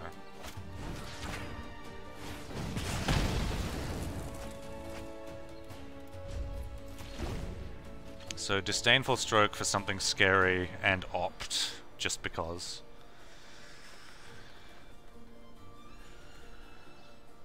If he has a 6th land, I guess he can just start pumping the Thorn Lieutenant. Well, he doesn't have a 6th land.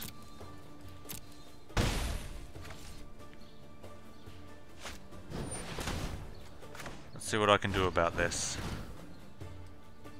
I actually need that land.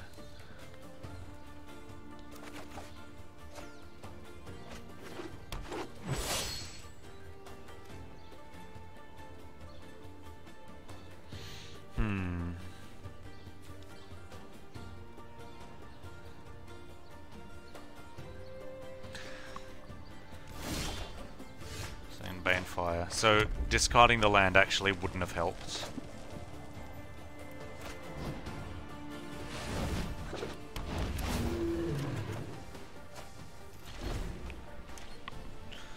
Although it would have been safe, because I would have picked up the second land.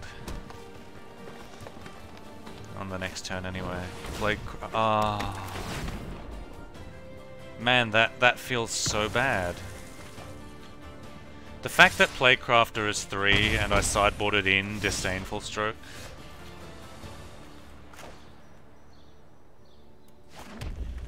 So...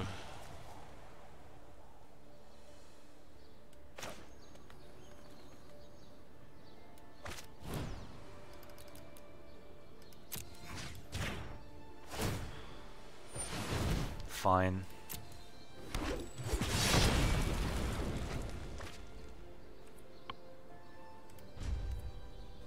Just want to reduce the damage coming in and also remove that goddamn ability. Please play something big. Oh my god. Hello. Alright, guess he's... Oh, he's taking disdain... Oh, he has a card he wants to play.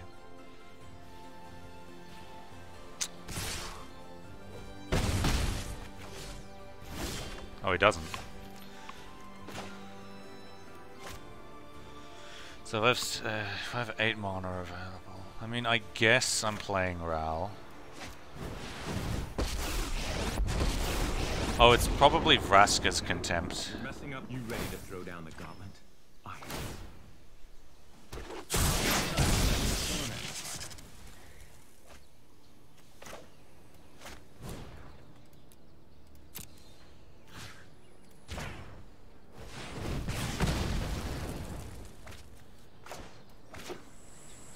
And hopefully that keeps Ral alive for next turn so I can draw an extra card.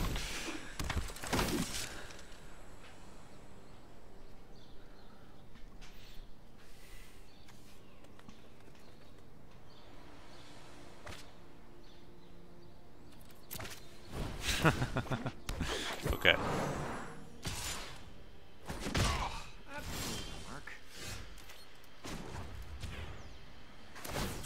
Well, let's see what the wind blows in.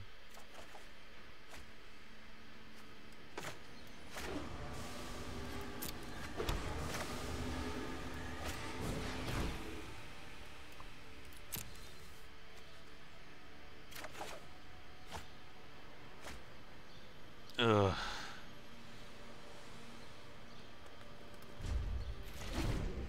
And I guess I can't save Ral, so I'll just ionize whatever comes down.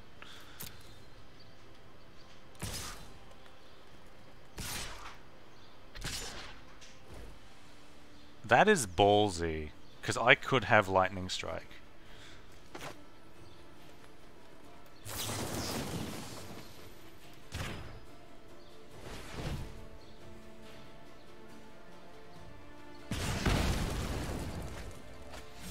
Like, if I had Lightning Strike, he wouldn't have been able to take out Ral. Not as good as me. So,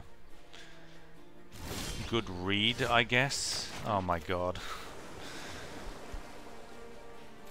Lands.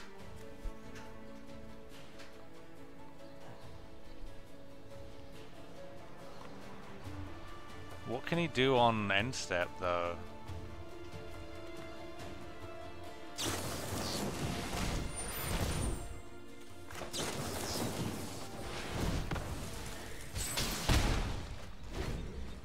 I'm out of cards, and I'm the blue deck. Right, well...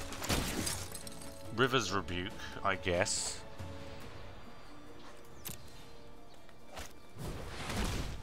Or Dream Eater. Dream Eater also helps.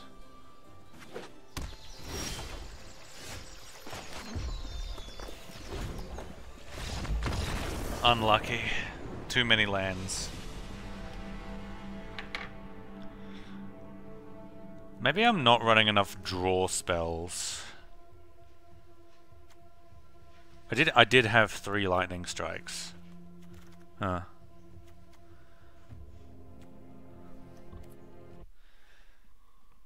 Make up a character in 60 seconds, try to make him her as interesting as possible. Is this MTG? Yes, the fact that red doesn't have any sweepers keeps me from playing blue-red. Yeah, that's probably a probably a reason not to play red-blue.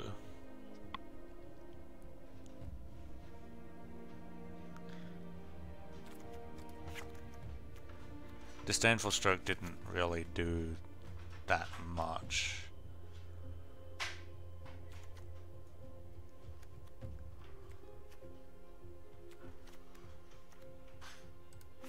Neither did Shock, really. Still want to keep in 3. Because he does have creatures.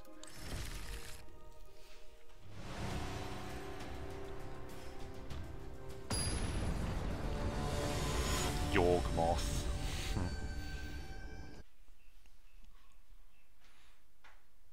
Bye, King Fran.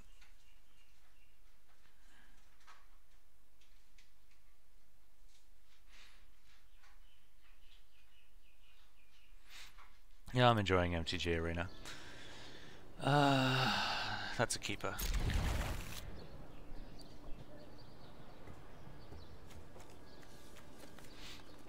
So Lightning Strike to deal whatever it is he plays early. Ionize to counter whatever he plays on turn 3. Probably gonna duress me. Oh, no? Okay.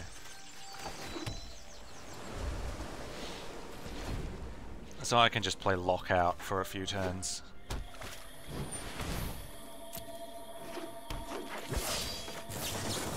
Thorn Lieutenant is kind of busted for 1 and a green.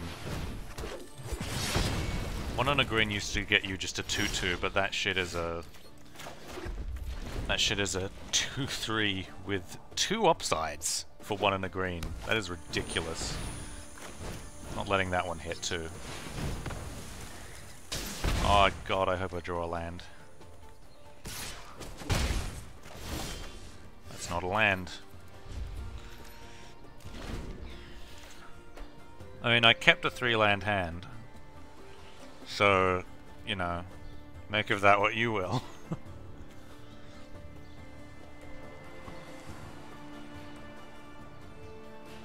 It's fine, it means my hand is all gas, although 3 of that I can't actually play.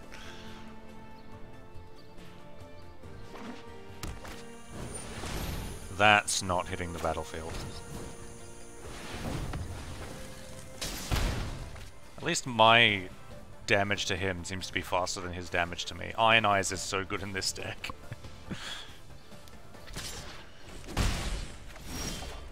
Oh.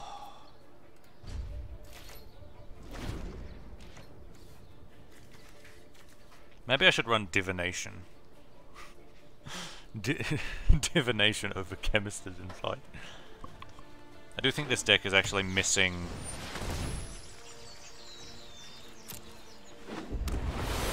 Well...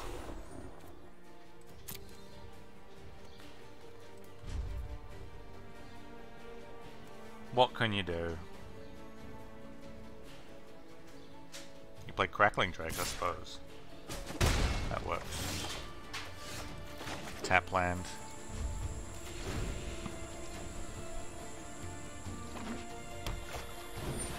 You see, if I had more money, I'd turn my rare wildcards into Steam Vents, or what's the other one? Sulphur Falls. This is why I don't like the method of getting cards on MTG Arena. I actually think, like, as much as people complain about, of course, as much as people complain about, there we go, about the cost of standard in MTG, I actually think that it's better as a game to in real life. Getting access to like the cards that you want is a lot easier, in my opinion.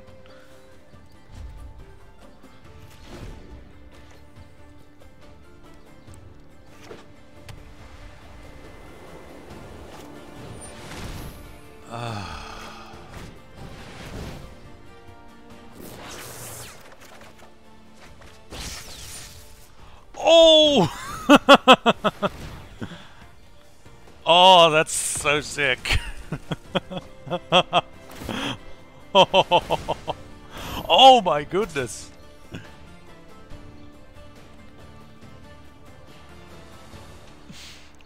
Oh, that's good. That is good.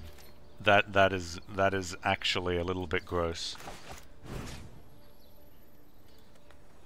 Huh? Oh no! Oh shit. Well.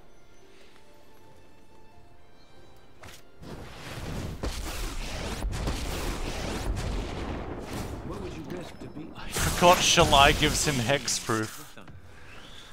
Oh, that's that.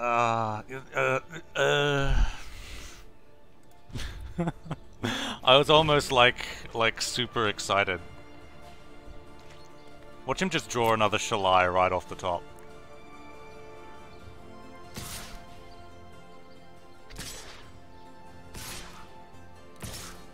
Two attacking me, two attacking him.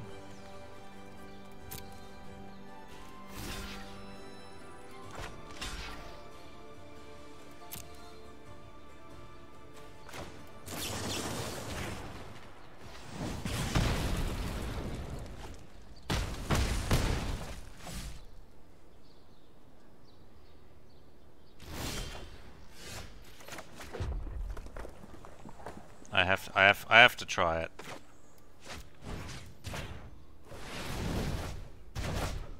Got him. Hope we get something good.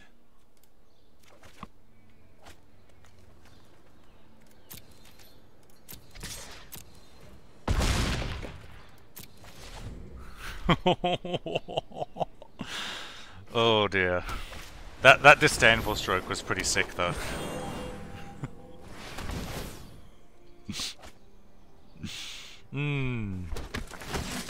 This is why I love card games.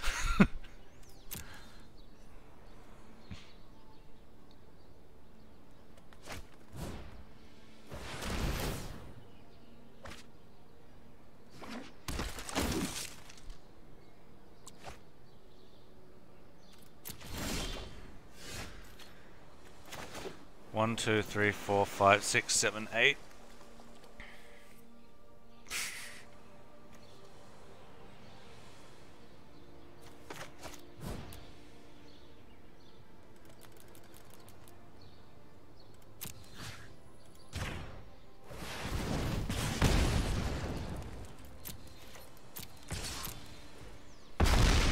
Boom! Oh dear. That was exhilarating. Whew. Rebuking a bugler feels bad. Yeah, I guess. I think it will run next turn. You just dump all the mana into Banefire. Yeah.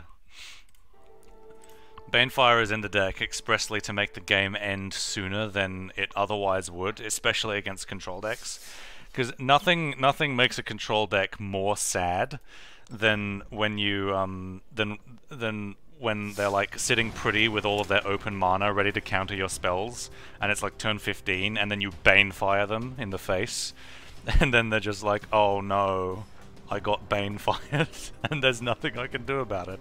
Like Banefire is like was designed to make control players very unhappy. So the fact that I'm playing it in a kind of a control deck is a little bit disgusting, but it's so fun.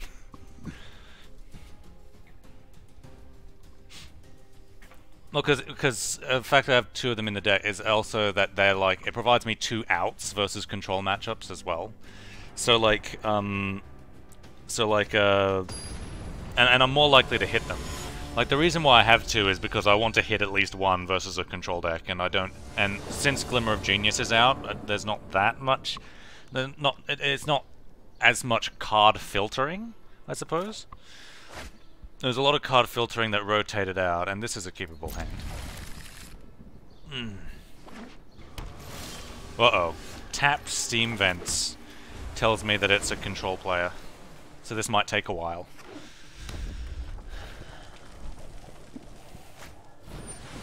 Yeah, this is going to take a while.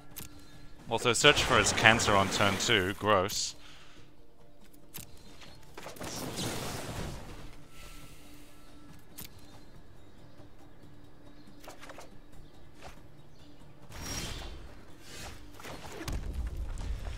The great thing about crackling drakes versus control decks, by the way, is that they need to counter them, because if they spend 1-for-1 removal, this draws a card. So they're actually behind on resources if they do that.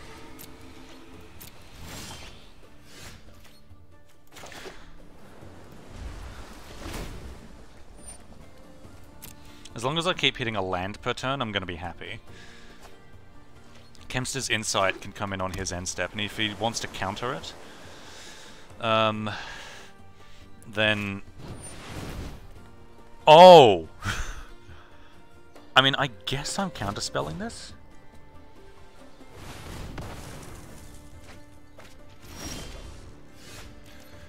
Right, well, he's shields down, so I'm gonna play this. Draw me a card.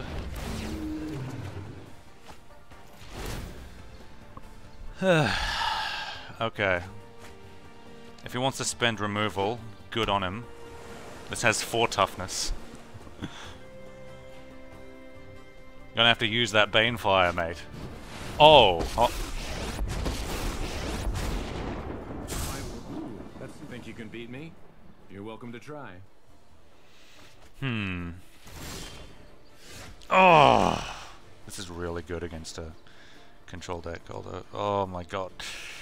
So I think I need to spend a Lightning Strike on Ral, hit it with Crackling Drake, and then keep up Disdainful Stroke for whatever he plays next turn. So...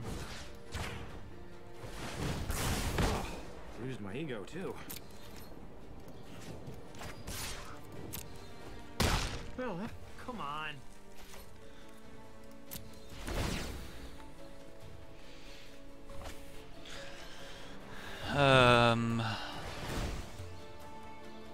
What's this? What's he paying 3 for? Fight with... Okay, fine.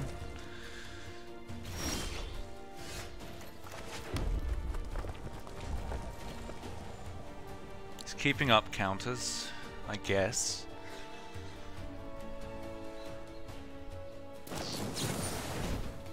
Sure. That just means that you have less to discard to Kempster's Insight, assuming you're running it. Bottom's a land.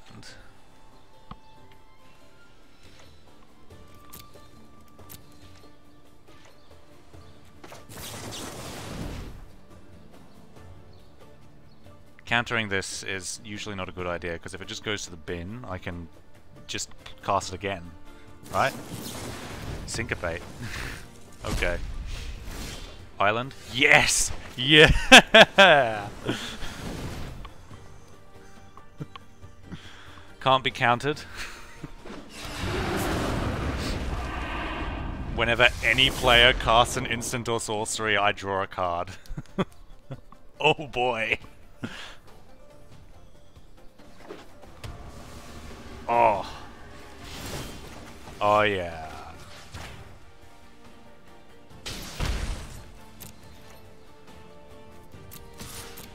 Whoo! Niv Mizzet is such a good finisher in this matchup. He's gonna search with his cancer. So he need... Oh! That's an answer. It means he's not using it on against me though, because he has to use it against Niv Mizzet. And I draw a card.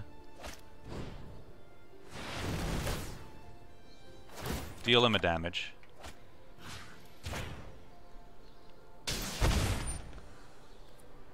Yeah, can't be countered. That's fine. 1, 2, 3, 4, 5, 6, 7. Crackling Drake. If he wants to counter it, I'm going to ionize it regardless, because he still has to deal with it on the board. And I draw a card, so I'm up a thing. Plus I deal him 2 damage. So, Disdainful Stroke. Deal 2 damage, draw a card. I know I'm tapped out, but he's only got 2 cards left and I have a threat on the board, so I think the tempo advantage is going to be a lot better. It's going to be worth it.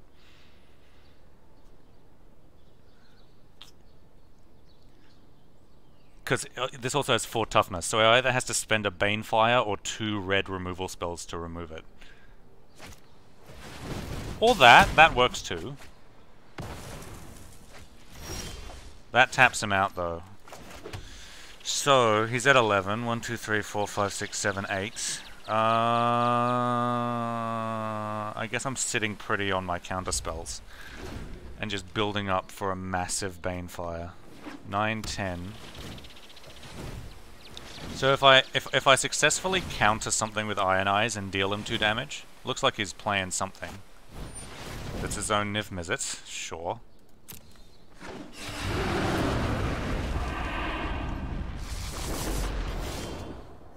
Ooh. Oh, and I have Counterspell backup. So, Ral. If this resolves, what do I have in my graveyard? Currently 5 instants and sorceries. That'll allow me to remove Niv Mizzet from the board without spending an instant or a sorcery, which means you won't get the extra card draw.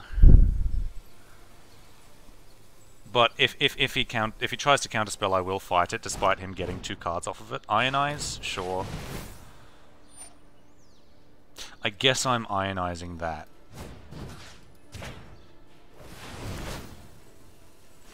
Fine. Deal me 2 damage, but it's more valuable to get Niv Mizzet off the board. He also can't damage Val because he's not on the battlefield yet. Think you can beat me? To the nth power, carry the 1. Yep.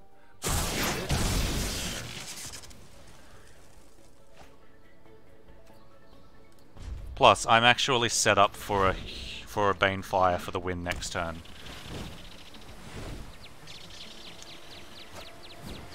Fine.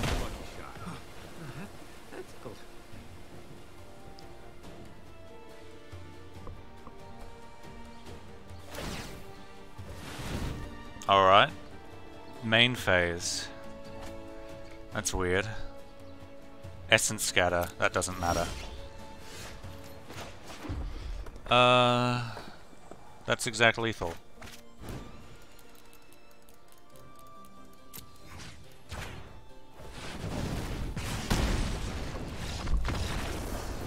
Nice.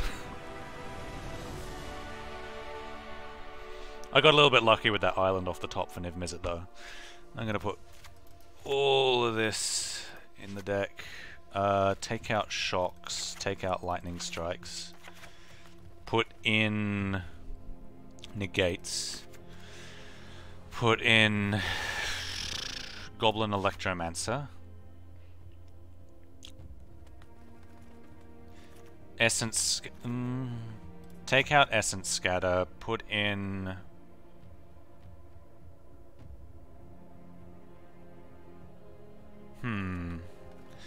Trying to debate whether I want a Gutter Snipe or a Dream Eater.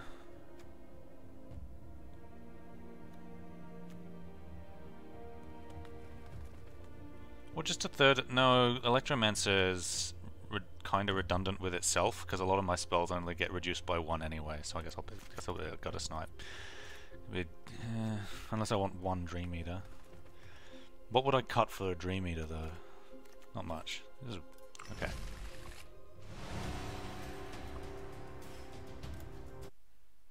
Yeah, the Hedron alignment deck is a little bit a little bit dumb. Ral killing Niv is so on flavor. I guess with the way that the story is looking at the moment, I'm keeping this. Then yeah, it does look kind of on flavor.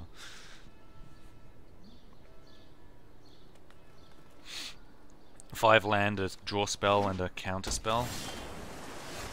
I like.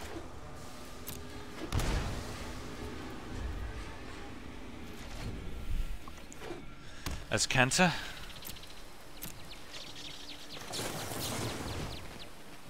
Maybe I want to play Spell Pierce. Banefire? I think I actually need to keep a copy of Banefire. This is going to be a very, very essential card. Island, go.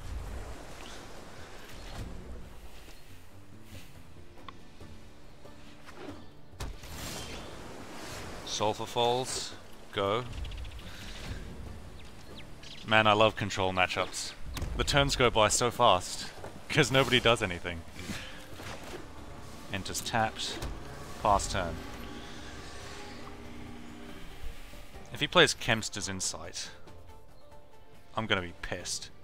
He's gonna play Chemster's Insight. Alright, fine.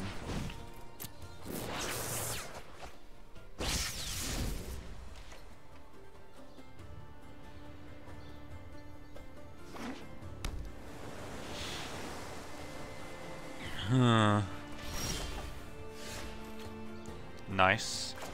More blue mana. Pass turn.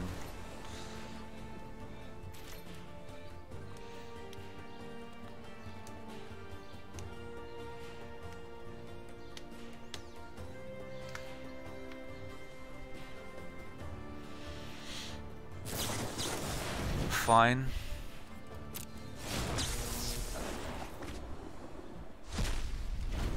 Yeah, Lava Coil I'm pretty sure has no targets, except for the ones that I bought it in.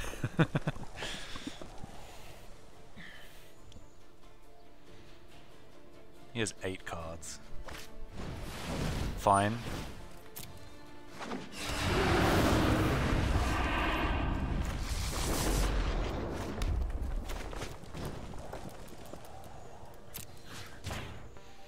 I have to kill Niv Mizzet straight away. He gets a chance to resolve something else, but I mean, if he does, then good on him. Ral.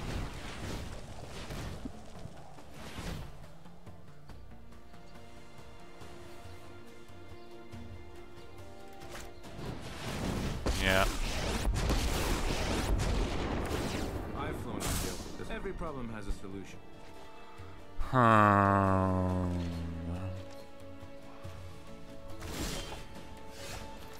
Well, Goblin Electromancer.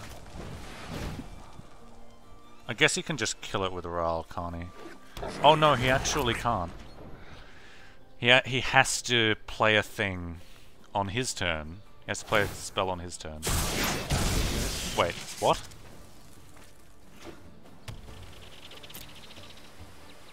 Or in exile. Oh. Oh. Read the card, Nick. Primal Amulet? No. I don't want him casting multiple instants and sorceries.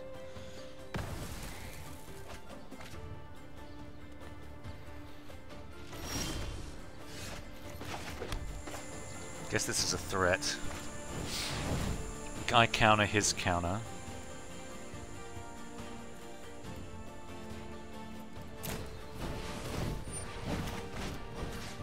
I draw a card, and then he has to spend something to remove it, because he only has... This has 4 toughness, he has 3 instants and sorceries in exile and in graveyard.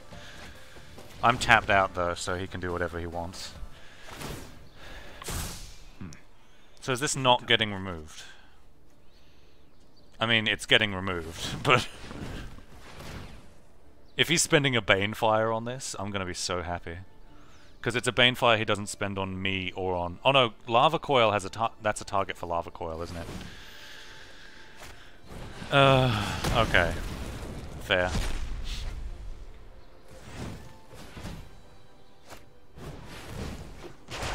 Fine.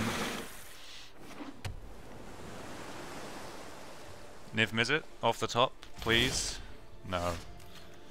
I guess I want Chemster's Insight now.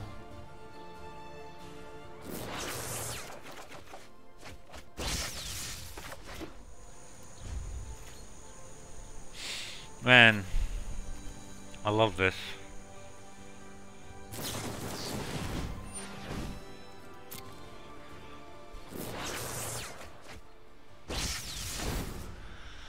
Transform.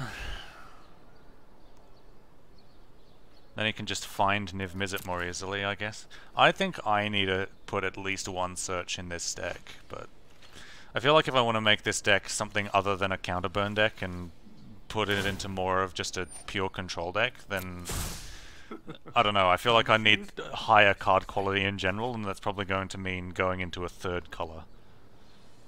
Probably black. Or white.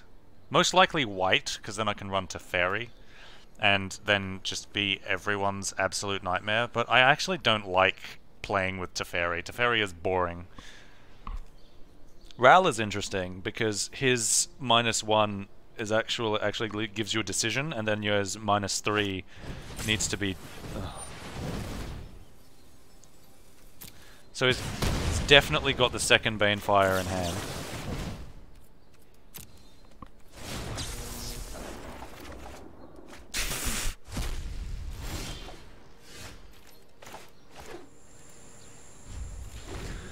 I'm pretty sure I lose because he's got the second Banefire in hand.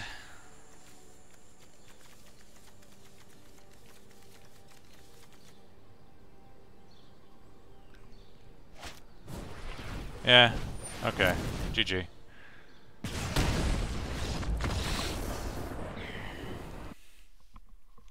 want to add white for board wipes? Yeah, white has better board wipes than black at the moment.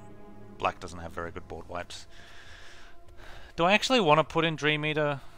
Because it's an additional threat. But what would I take out? Opt. I don't think I can afford to take anything out, because this is a pretty tight list.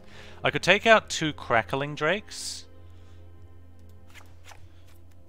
Because those things don't have a high chance of resolving anyway. Let's see how this goes.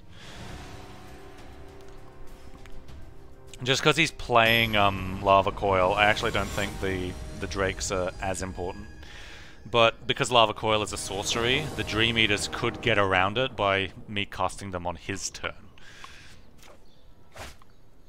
It's also an answer for Niv Mizzet, which, by the way, hello, I'm keeping this hand. I don't like how you can't decide to go second in this game. Because in Magic, normally what happens is you decide to... Pay 2 life. Is when you begin a game, the person who wins the toss doesn't just go first, they get to decide whether or not they want to go first or second. Island, go.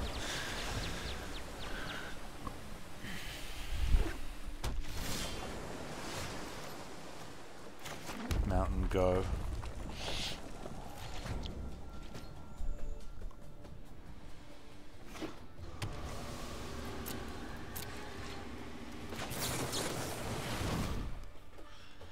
The thing about instant speed draw spells and control matchups is that your opponent...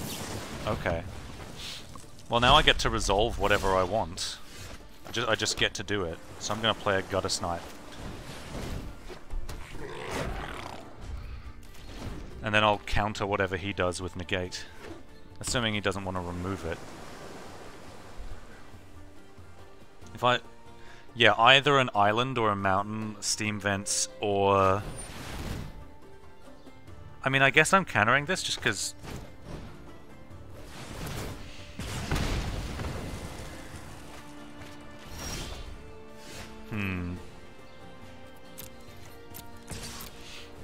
Well, with no counter spells, what I'm going to do is play Crackling Drake, draw a card, and then... that's a land. And then he's behind on tempo, he needs to deal with this. He can just deal with it with Niv Mizzet, probably. But then I can play my Niv Mizzet, and then we can have a Niv Mizzet standoff. Where we both draw cards. Okay, it's Primal Amulet. Alright, well I'm going to play Niv Mizzet. First I'm going to attack, obviously. Then I'm going to play Niv Mizzet. Have a good time dealing with this.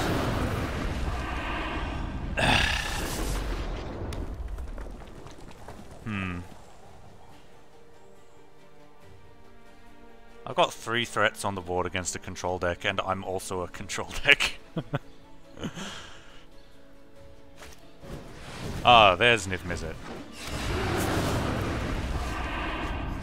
Okay.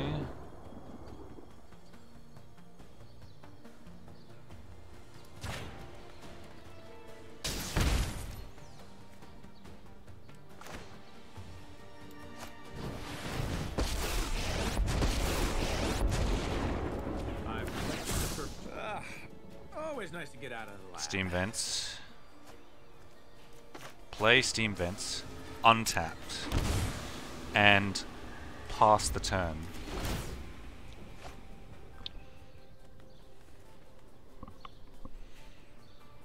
Is he going to try and take out Ral? He'd have more of a.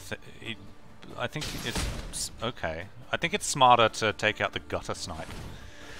Unless, of course, he's planning on lava coiling it. Kemster's Insight, draw 2 cards. Primal. Oh!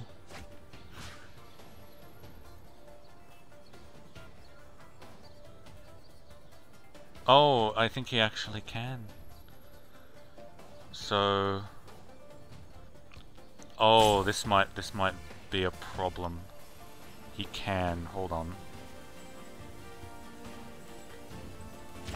Let's see what I can do about this.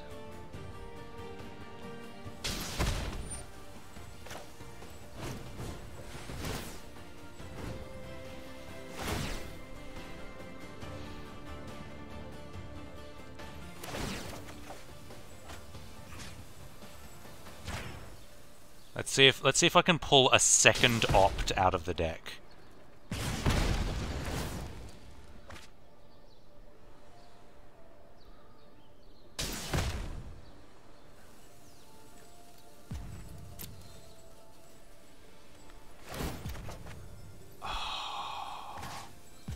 Right. Didn't do it.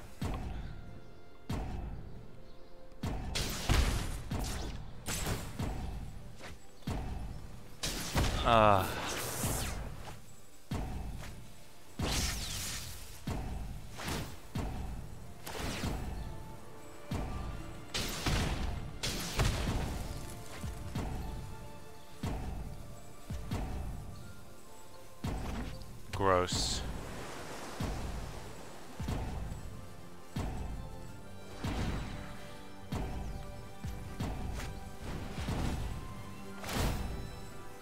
Oh my god. Oh.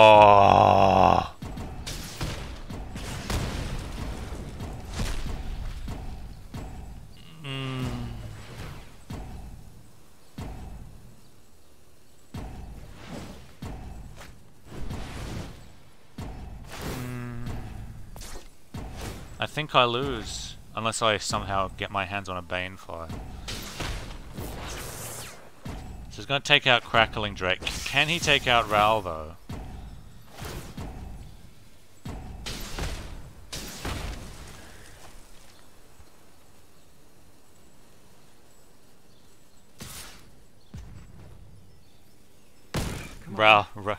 Ral's surviving.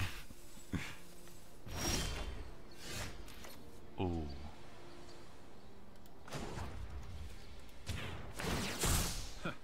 Hope we get something good.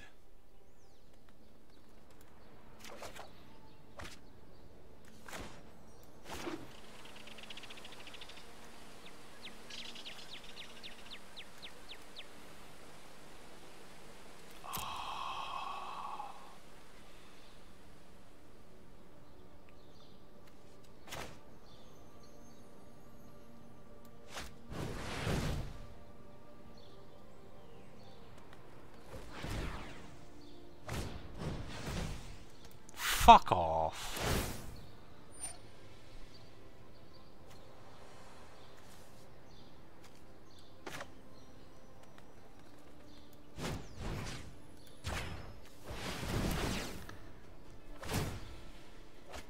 I think I've been doing this wrong. I think I forgot that it's only the flip side of Primal Amulet that has the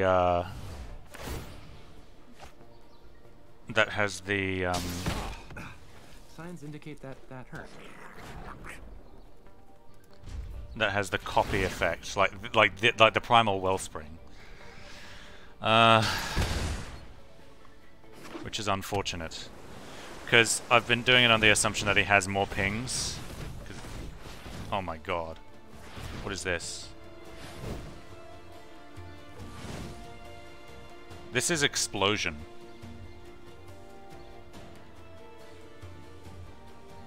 This has to be Explosion, right?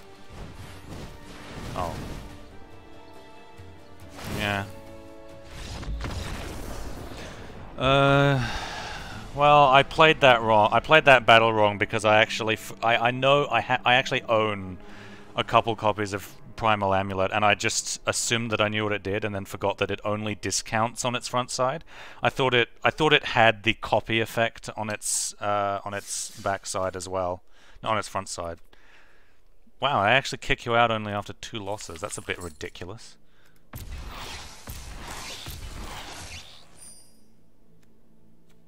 Yeah. All right, I'm gonna go and do something else with my day. So how is everyone? That stack, yeah, the stack as it's presented in the game is actually a little bit hard to pass. I think not like I should by now have a you know, a better idea of exactly what, you know, it's doing, but it's a bit tough. I don't know. Like I see all the pictures, and all the pictures are stacked on top of one another, and it's I mean, like, it is a bit of a hard. It's a difficult concept to visualize, I suppose. Like every time you explain the stack to someone, you kind of have to try and visualize it by putting hand over hand and all that other jazz. It's a very hard concept to explain, but it is a really, really fun thing to try and navigate. And I don't know, I just, because when I saw the Primal Wellspring triggers on the stack, I actually didn't realize that was just the counters being put on. I thought that was actually, you know, copy and effect. And and a lot was going on, and I didn't take the time to read it, so like that was what ended up making me lose that exchange. And I actually didn't realize that, because I thought what would happen is that he'd get a card draw effect anyway. What I should have done was I should have actually just counterspelled the card draw, so that Niv Mizzet would have not had as many pings, because I had a Disdainful Stroke which could have targeted the thing. And actually, I don't think that mistake would have been made in real life, because the players have to announce what's happening when things trigger. So a player would have said, like, you know, Kemster's Insight is on the stack, the Primal Wellspring triggers, and then it put a counter on it, and then I'd be able to go, okay, put a counter on it, so we'll just have that effect happen now. And then, you know, Niv Mizzet's triggers go on the stack, and then I get to respond to Niv Mizzet triggers, and then it's a little bit more easier to, it's a more easier to conceptualize than to visualize, I think. You have the same issue with MTGO. You get information overload. Yeah, I actually think that the physical card game manages to get around information overload simply because you, as the player, are able to able to like manipulate the board to such a point where you can put things that you don't think matter off to the side. So you can look at the board, go, okay, this thing matters, I'll put it over here. This thing matters, I'll put it over here. These things don't matter, I'll put them to the side, and just occasionally look over there to see if they matter now. And when it comes to the stack, you can be like, you can actually like stack the cards on top of one another like they do in the game, but you can also just have stuff on the stack resolve in a way that's intuitive to you. Like, it still resolves last to first, right? But like you can be like, okay, so all this stuff is on the stack, and then I have priority, but I think that these things don't matter for my game plan. So these things on the very top of the stack, they can resolve right now, and then so we clean up the stack a little bit, and then the stuff that's left on the stack is the stuff that I think is important and that I want to interact with. And that's, I think, I think weirdly enough, I actually enjoy, even though people have been talking about how, the MTG Arena is, the superior playing experience to the card game. I actually think that the card game is a lot better to play, simply because you have that flexibility to be able to play out the game in a way that is intuitive to you and that makes sense to you. Anyway, that's why I like the card game. But it's hard. The only disadvantage, well, the main disadvantage to the card game, aside from like the price of powerful cards, is that it's hard to like find people to play with on short notice. So like I think that MTG Arena is going to be very good for just like, casual, oh, I just want to play a game of Magic the Gathering type things. But I think for first, like, I don't expect pro tours or tournaments or competitions to be done over MTG Arena, simply because it's a less intuitive thing to look at as a player. Like as a spectator, it's a lot better. So that's something that they keep talking about in like the Pro Tour scene. I actually like watching Magic Pro Tour matches. I know that makes me sound like I'm totally insane, but I actually they are interesting to me, especially like control mirrors. Control mirrors and mid-range mirrors are the most interesting matches for me to watch. And occasionally you get some entertainment out of watching a combo deck player just like, do stuff. But I do understand that for most people who are just getting into the game, watching it is like watching a chess match. You're like, I really actually just don't know what's going on, because it's all abstracted, and the pieces, I don't know exactly what all the pieces do or are capable of doing, or more likely to, in chess, the actual like advantage or disadvantage barometers like tempo or material are a lot harder to grasp if you're a spectator. You kind of have to just listen to the commentators and have them tell you, oh, this player has tempo advantage, or this player has material advantage, or positional advantage if you're on a chessboard. And I think and I think that when you like sit down to watch one of these abstract mind games be played, it is much less exciting as a casual spectator. You kind of need to be involved with the game, and that's something that's, I think that is not going to be solved by MTG Arena, because the interface is still doesn't help with passing down the information to a degree that a spectator would be able to like easily comprehend what's going on. Because like something like Hearthstone is a terrible game, but it's a really, really good spectator game. I hate playing Hearthstone because I feel like I don't have enough control over the outcome. It just feels too random. I know card games are inherently random, and I did have a few matches of Magic earlier where I drew nothing but lands and lost because of that. But like in Hearthstone, it feels even more random, to the point where a lot of strategic decisions just can't be made.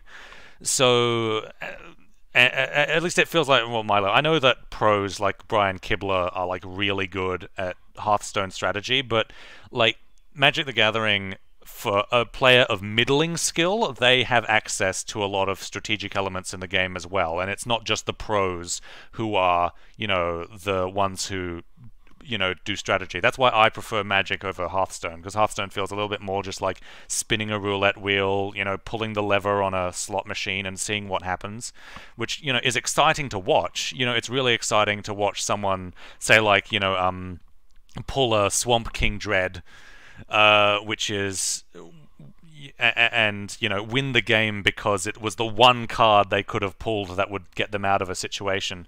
That's exciting. However, and it does lend itself better. But I think the thing that makes there are a lot of games that sort of pride themselves on being random and cathartic and having exciting moments. But I think the reason why Hearthstone is a lot easier to wrap your head around than Magic the Gathering as a spectator is because they've actually they limit how many things can be on the board at once. So in Magic the Gathering, you have an unlimited number of permanents that can be on the board. There's no upper cap, and there's no limit on the number of permanents that are on the board.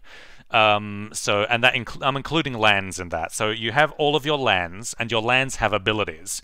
So you can have different colors of lands. You can have different abilities on those lands. Lands can be creatures sometimes. Lands can be spells sometimes. Lands, are a hugely complex part of the game when you get down to it, because they add to the number of things that are on the table that you have to pay attention to. And then, they also add to the number of things that you can do. And then you have a potentially unlimited number of permanents in play. You have cards in hand that can be cast on their opponent's turn. You have abilities that can be activated on your opponent's turn. And you have the stack, which resolves abilities in reverse order. So it's like, the complexity of Magic the Gathering is just... it's not good for spectators, or not. It's not good for casual spectators. Like if you just if you want to know about the game and you're just tuning into a match, it's not a fun experience to just watch Magic the Gathering when you don't know what's happening. And I don't think that the point I'm getting to is that I don't think Magic the Gathering Arena is going to solve that for the spectator scene, because the game itself is too complicated to pass. Yeah, Game Nights is one of my favorite shows on YouTube, and I do think that Game Nights is a much better way to get in new players through spectatorship, because first of all, they explain everything that's going on. So if anything, they also cut out all of the downtime. So partly because of the complexity of the game, there's a lot of downtime on Pro Tour coverage. And during that time, there's a lot of things. But with Game Nights, they always take the time to carefully explain all of the elements that are in play. Yeah, and then they animate it better than Wizards of the Coast do. I think the last episode of Game Nights, which was a little bit disappointing because Josh Lee Kwai just kind of went off with his deck and locked everyone else out of the game. But that was the first time they actually had to explain how the stack worked, because that was the first time that they actually had such a complex interaction on the stack, because the usual games of Commander don't usually come down to stack interactions that complicated. But it's also just more Commander is more exciting than Pro Tour Magic the Gathering to watch if you're a casual spectator. Was that the one with the Apostles and Demons? No, that was the very latest episode where he has Imara. He's playing a green-white deck that's a token deck, and midway through the match, Josh Lee Kwai just has all of his cards on the battlefield. He has, a million permanents, and then his opponents have no permanents and nothing in hand, and then he's just doing all of his things. He's got an engine where he draws like an additional card every single turn, and everything is just it's absolute bonkers what his deck is. Like, it's a typical Josh Lee Kwai deck. It's like the Apostles one. But no, the Apostles game was actually very interesting to watch because it was back and forth for a lot of the time. Aside from Jimmy, obviously. But it was back and forth a lot of the time, and then Josh dropped the 6th Apostle and then went off. Yeah, I don't play Commander, but from what I've seen, and from like one or two casual matches that I played when borrowing somebody else's deck, it's a much more swingy, much more like impactful and like fireworksy format than Standard or Modern. or even draft. Draft, I think, is a lot more fun to watch than standard because you get to watch them pick the packs, so you get to watch them draft, and then there's a lot more creative strategy in draft because your individual cards matter more. Like that's something that I found when playing. I play a lot of draft. I basically go out every Friday and draft because I can afford to. Hey, other people go out for drinks. I go out and draft. Whatever. It's what I do with my Friday nights. But I have a boyfriend. I don't need to go out to bars. The what am I talking about? Draft. When you play it, it feels a lot more like each individual card in your hand matters more. So when you when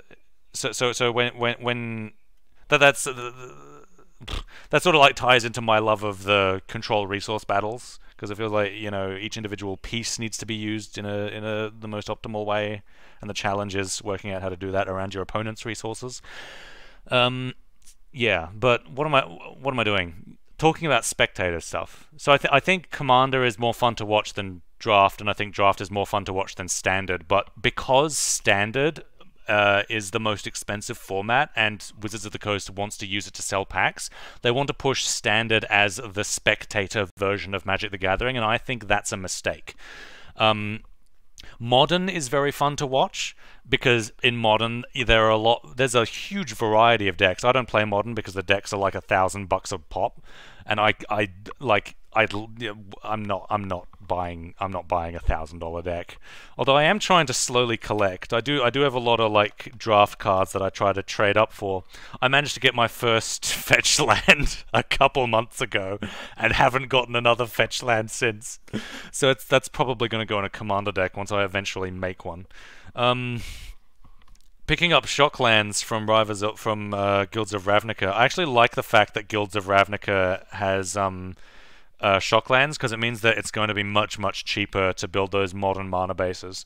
I don't think you need fetch lands in modern mana bases, although I'm a scrub in modern. I don't know modern. I haven't played modern before. I want to get into it though. I wanted to make the spirits deck, but spell quellers are so expensive. I own one spell queller. Standard is literally the most dull to watch, though. There's very little to do other than smack opponents with creatures and counterburn. I mean, blue-white control is currently a thing. The reason why I don't like Standard at the moment is because they're adopting the printing strategy of making one or two cards in each individual color like hyper powerful to the point where if you're playing that color you need those cards. So in blue-white it's Teferi. So if you're playing a blue-white deck you have to have 4 copies of Teferi, otherwise your deck is suboptimal. There's no there's no other card that if you are playing a blue-white deck and you don't have Teferi, your deck is suboptimal and you have a significantly lower chance of winning each individual match. Yeah, well, the thing that people say is good about Modern is the variety. So like in Standard, here's the thing about Standard at the moment. The last Pro Tour came down to just red-black aggro mirror matches, and so it's like it's boring to watch after a while. Yeah, so the thing that I don't like at the moment, the card that I actually hate the most in Standard is Khan, because Khan is colorless, so he can go in any deck, and he's one of those absurdly powerful bombs that you have to have, or else your deck is suboptimal. Like my online deck, I could probably just jam 4 Khans in there and it'd be a better deck. Maybe not. I don't know. But yeah. Yeah, Khan is... Well, not Khan Liberated, the new Khan. Khan Scion of Urza. He was printed in Dominaria. And he's still gonna be in Standard until the next rotation. Which I don't like.